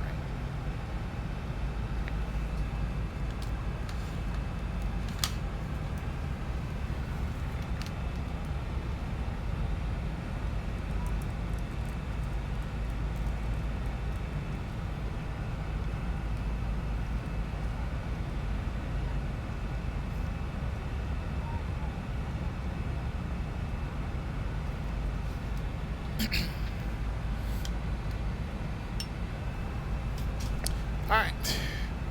We are looking at the mainland and we are descending slowly on profile, which is good. Why do I keep doing that? Sorry. Now, auto brake set to 2.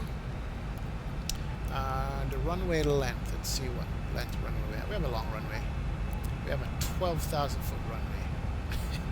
Can't beat that. It's 12,000 feet.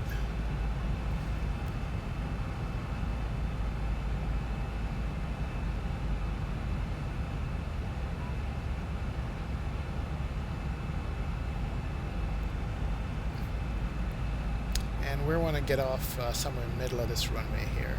Okay. When we land in Chicago, no problem.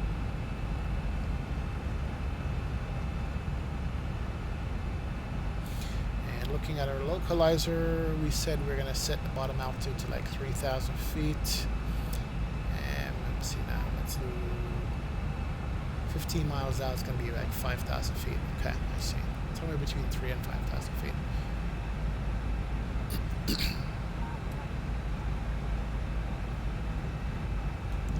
Got an airplane off to my right here somewhere. Where are you?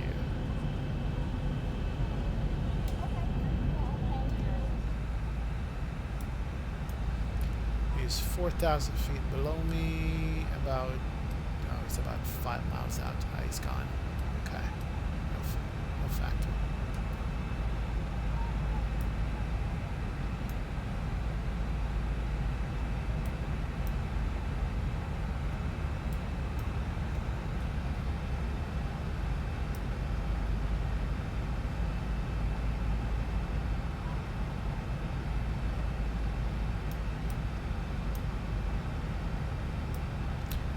Find the city of Chicago on the waterfront here. No, can't find it.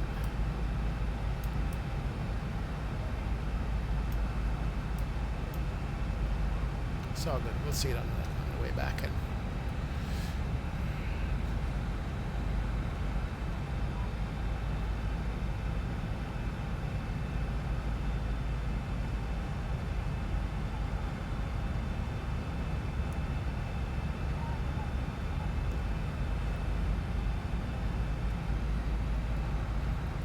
Alright, here's our turn heading towards the airport, and then we're going to go downwind from the airport.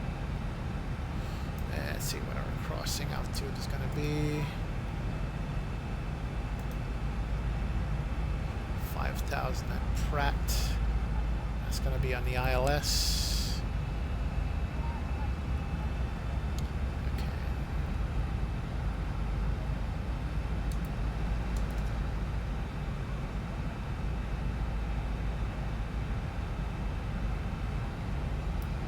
There's a city right there. That's what I was looking for. Welcome to Chicago. This airport scenery is done by Orbix. That's Orbix Meigs Field, the airport on the waterway here, and they modeled the entire downtown Chicago area. Yes, they did. Look at that. That is beautiful. Beautifully done.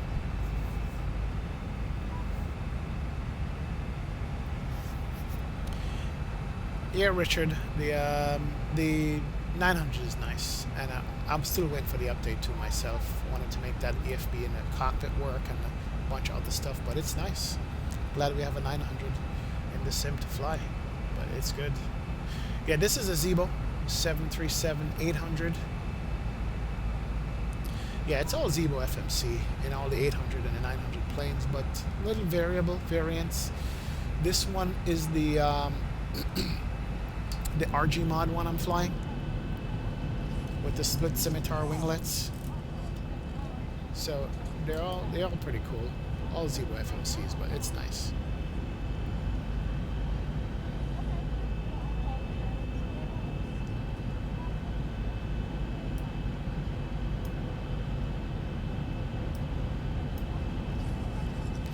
Look at the got the Sears Tower and all the other buildings down here. It's modeled really good. Yeah, it's pretty nice. Look at that. Coming into Chicago. Yeah, 380 is going to take a while to come though. I don't know.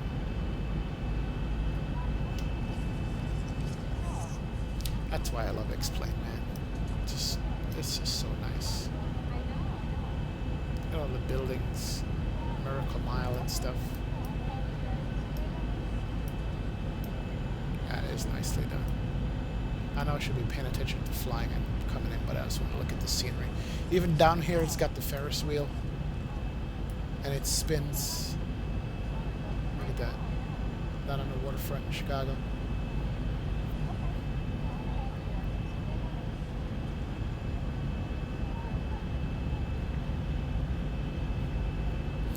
Alright, where are we at? We're going to be making a right turn going downwind.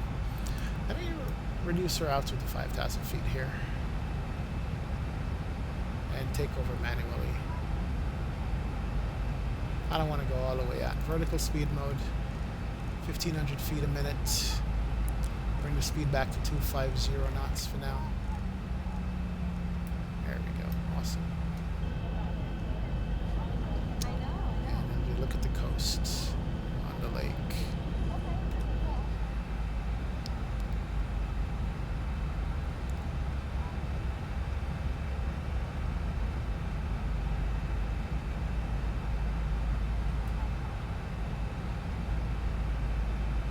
Alright, so we're heading downwind of the airport. The airport should be off to my 9 o'clock position as we look at downtown on the wings. Oh, that is gorgeous, gorgeous. Nice. Nicely done.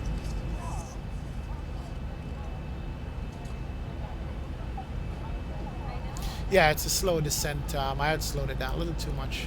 Here's the airfield right here. We're going to go downwind and come back to the 24 runway over here.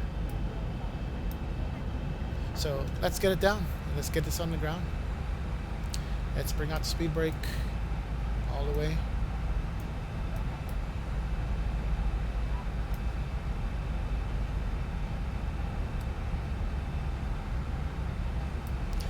As a matter of fact, let's make this 2,000 feet a minute. Let's bring it down aggressively here. ATC said we got to get our act together and get this thing on the ground.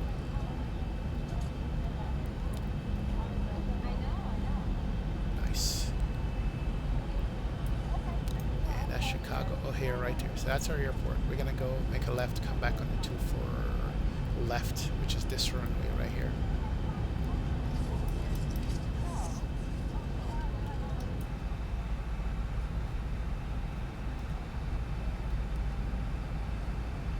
Alright, so 5,000 feet at this descent rate is gonna put us, let's see, about Pratt. It's about 5,000. Yeah, good. As soon as we hit the 5,000 mark, we can make the left turn and head back onto the ILS. Pick up the ILS, which is going to be about 15 miles out, and come back in.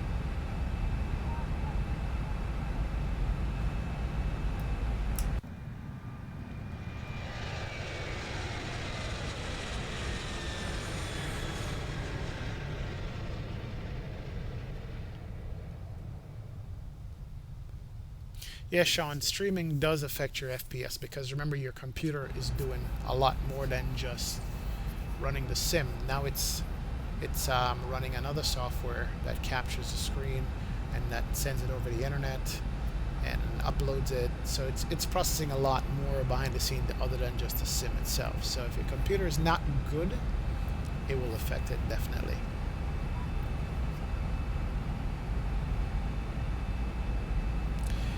Richard, you are so right about Orbex. All of a sudden, Flight Sim World is dead. Now X-Plane has their attention beyond the DC-6. You are absolutely right. And I hope PMDG gets its act together too, but everybody's finally respecting X-Plane. And you know what? Whatever it takes for them to come on board, I appreciate it. But they definitely needed to get on board here, you know what I mean? And I thank them for doing that, but yeah. Took one dead sim for that to happen, and now all of a sudden everybody wants to everybody wants to be a part of X-Plane, which is good. We appreciate it. The more developers, the better. More developers, the better. That's the way I see it. All right, more aggressive, 2,500 feet a minute. Get us down. All right, let's see what we got. We have the auto brake set. We got the init ref set for the landing speed. That's good. And cabin has been alerted. We are above 10,000 feet. Lights can come on. Good to go.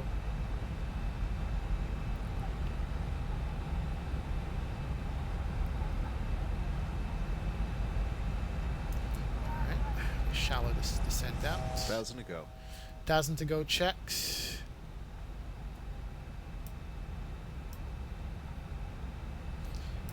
And we can bring in the brakes. Good. They are stowed.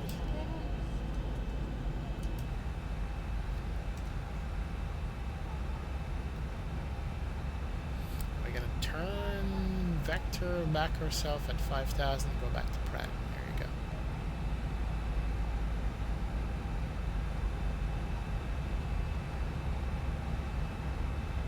Alright, so we're below the glide slope right now, as I could tell. So let's vector ourselves around here. Go to heading mode. Airplane's going to turn. Head back to Chicago. Nice. Nice, nice, nice.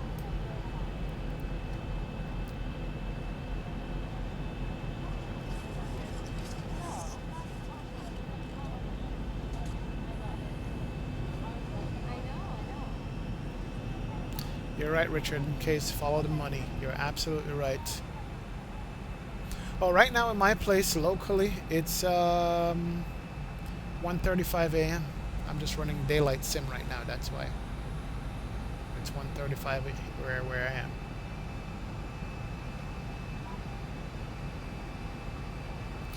Yeah, Captain Modip, I can help you with something, but give me a few here. Let me just concentrate on landing this airplane. 12 watching, but only you and Richard are talking. It happens. Not everybody wants to talk, to be honest. Not everybody wants to talk, but it's fine. It's cool with me. Oh, the landing lights. This is the new generation.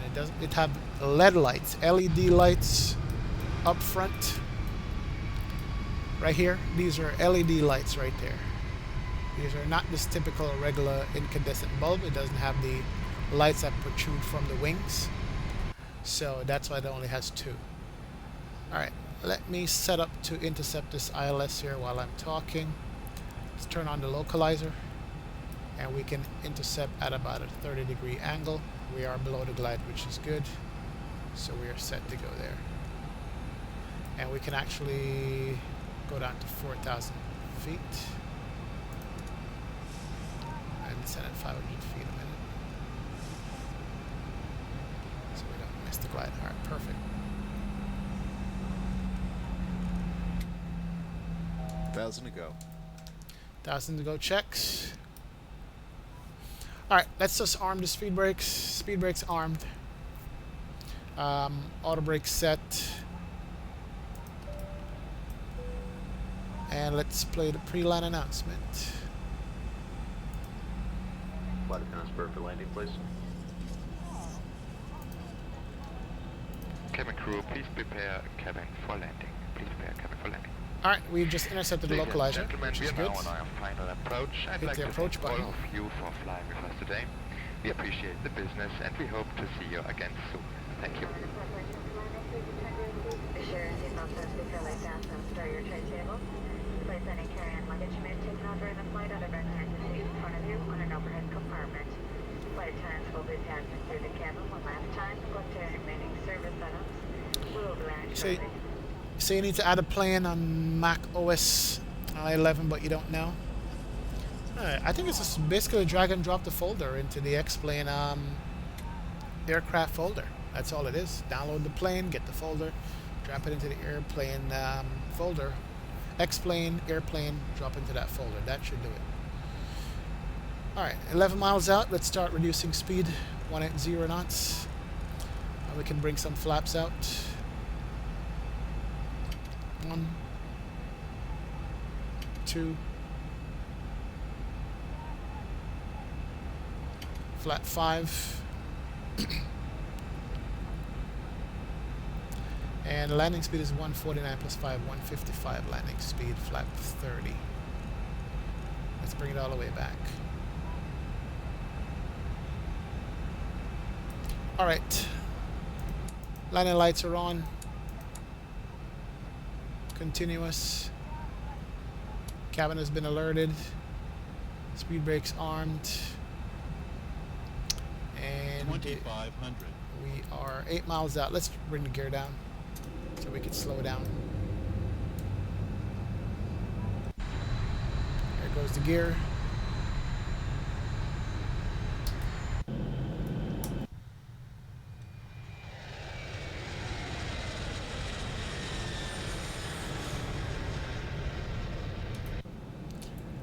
Yep, that was our speed.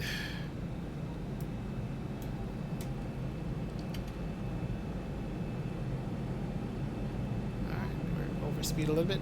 Flat 15.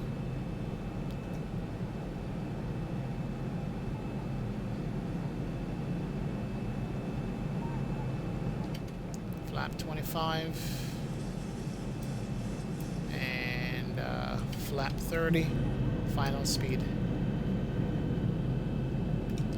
Okay, we are on the glide.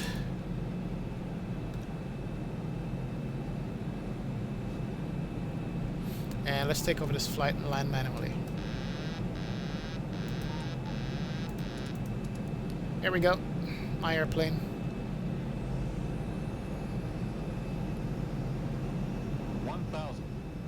Thousand feet, stabilized, Mr. Perch, altitude set. Checked.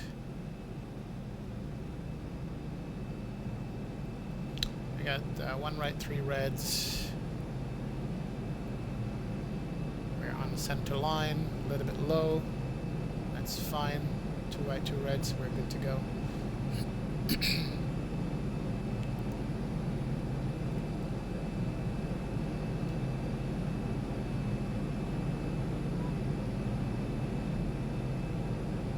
Flight slow. Yeah, we're a little low. That's fine. Flight slow. 500.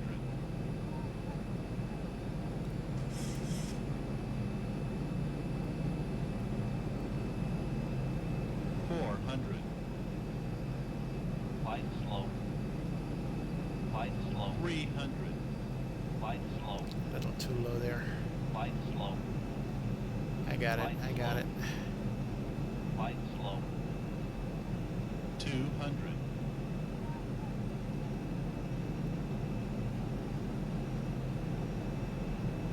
100. 50. 40. 30. 20. 10. Long runway. Keep the nose up. There we go.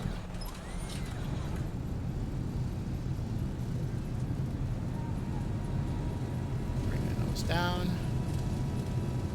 Speeding down good. Auto brake off.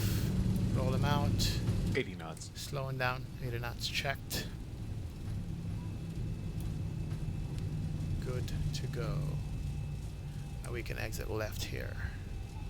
We'll be taxiing for the next few minutes, so please remain seated with your seatbelts fastened and all items stowed until the seatbelt sign is turned off. Please make sure you have all your personal belongings before you exit the aircraft, and be careful when opening the overhead compartment. You're now free to use your mobile phones and small lightweight devices. Thank you for flying with us today. We hope you've had a pleasant experience, and we look forward to welcoming you again on another flight. Alright, let's just stop it here for a sec. Let these buses and baggage trolley pass. Look at this guy. He's driving that loader like real fast. Oh my god. This is a busy airport. Jeez, hold a second here. Let me just look outside the window, because there's like fuel truck going. Look at the loader guy. Yep. Wow. Yep. Here goes the loader guy again for the baggage. Another fuel truck. Thanks, Mustafa. Appreciate it. Alright. Spoilers up. Let's take the spoilers down. Let's bring the flaps up. Flaps are coming up.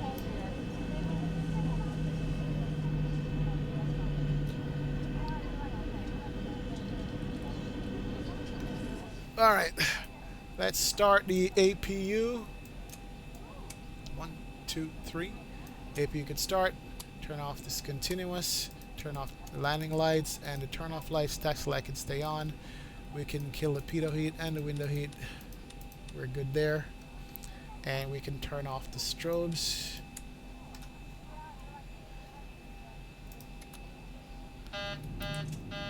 And let's go ahead and taxi. Hopefully these guys will give way to us here.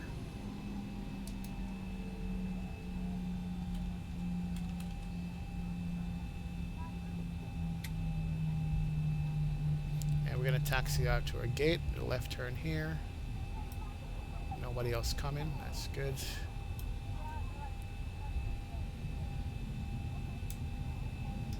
Yep, nobody else. Good to go. That's American. Where's the Southwest gates in Chicago? I don't, you know what? Southwest does not come to O'Hare. You are absolutely right. But it's all good. We're going to take a gate up here.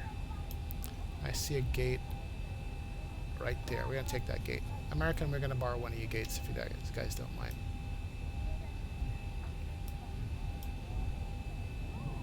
A very busy airport here.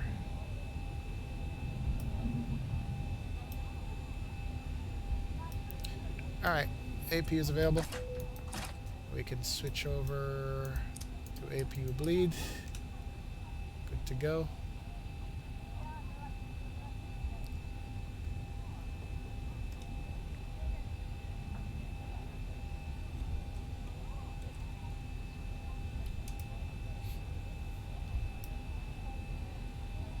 I'm going to take this gate right here.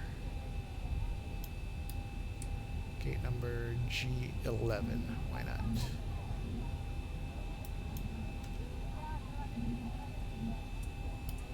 Slow it down. Turn off the taxi light so I don't blind the marshaller. And Boeing 738. Here we go.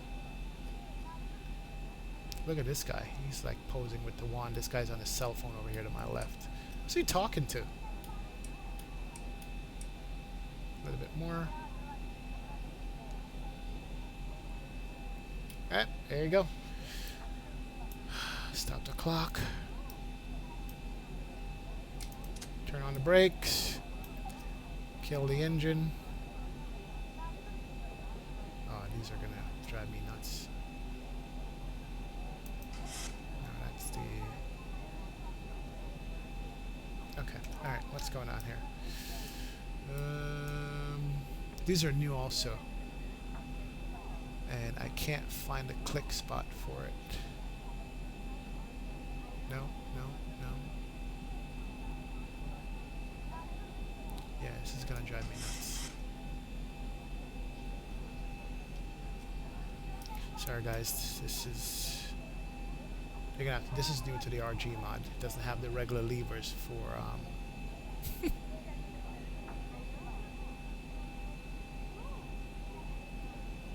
Found it earlier. There we go. That's it. One off. So it's at the top, I see. Two off.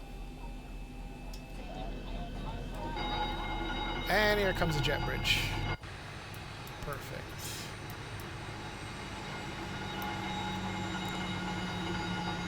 And make sure the flight attendants know to get up. Seatbelt socket come off. Turn off the anti-collision.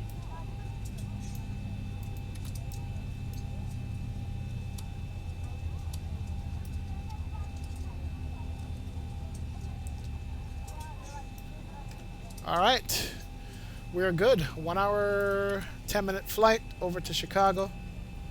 Thank you so much. We are good to go. We're going to be getting out this airplane here shortly as the passengers need plane. Definitely. Yeah, let's do a replay of this landing. See, you said it was a good landing. I don't know. Let's disconnect from squat box and see what happened. Siami 274. Thanks a lot for joining me, man. You just missed the 2 flights. It's okay. You can catch these on YouTube. It's gonna be up on YouTube anytime. So go ahead and watch. It's going to be available maybe in like the next 10 minutes after I finish the stream or something like that. But, you know, like and subscribe, man. Thanks a lot. Let's do this. Let's do the replay on this one and see what kind of landing we had on it. There we go. Alright, let's do a wing view on this one first. We'll do a wing view and then we'll do a regular view. No, I didn't open the doors on this one. As a matter of fact, this, you can't open the doors on it because it's the 800, not the 900.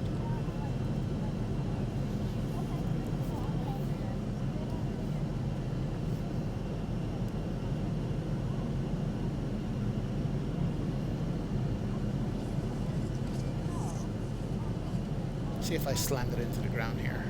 Like that.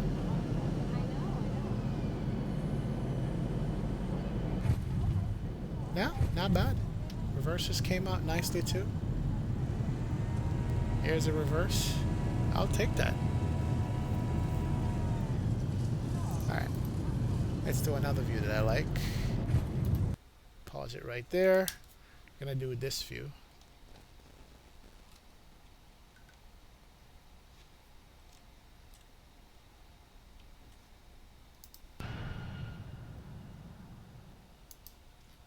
There we go. Come on. Come back in. And watch this one come in. I mean, I just love the profile of this airplane. Got the spoilers out, the gear down, the engine, the split scimitar. That's pretty beautiful. Passengers gonna have to wait to get off, man. I'm sorry for them. Even the sound is gorgeous on this thing. That's a fast approach, 155. Cut the engines. Ah, butter. Butter.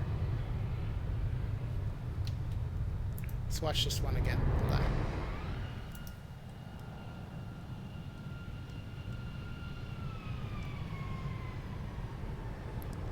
Oh, sweet.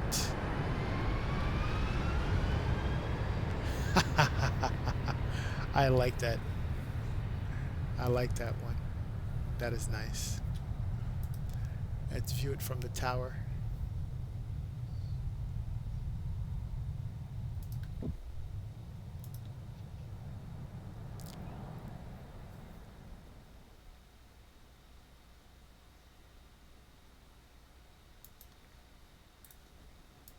There we go. Watch this come in.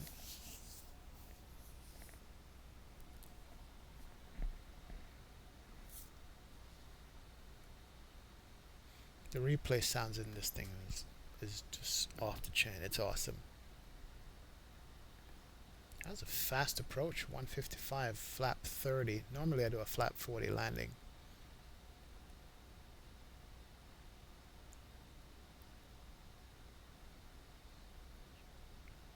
Nice landing. Firm but decent.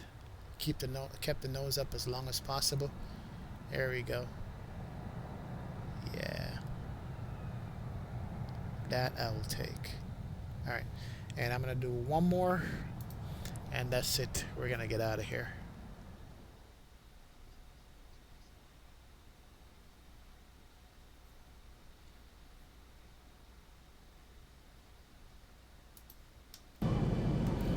One more landing from this wing right here.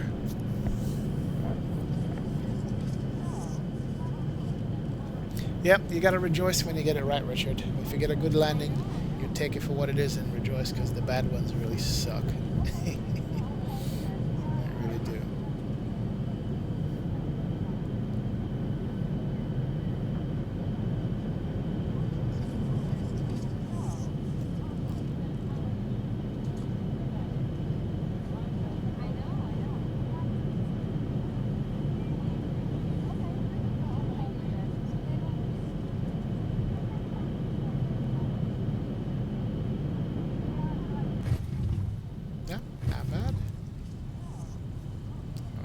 Those spoilers deployed nicely too. And you got the reversers.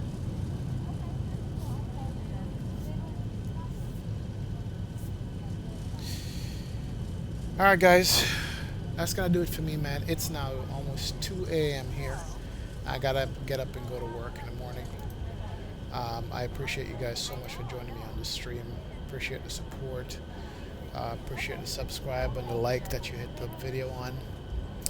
And Richard Royal, Captain Modik, Mustafa, Sayami 274.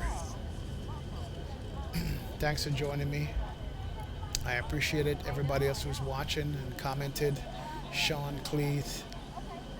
Cheat, thanks for joining me.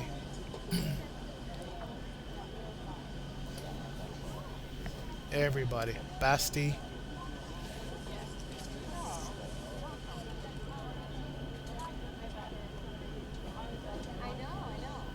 Jed Hurtis. And all my longtime favorite guys. Robustus Games, thanks for joining, man. IG Style. And thanks for joining me on my stream tonight. I know a lot of you guys couldn't stay up. Pride Gamer 2K19, John.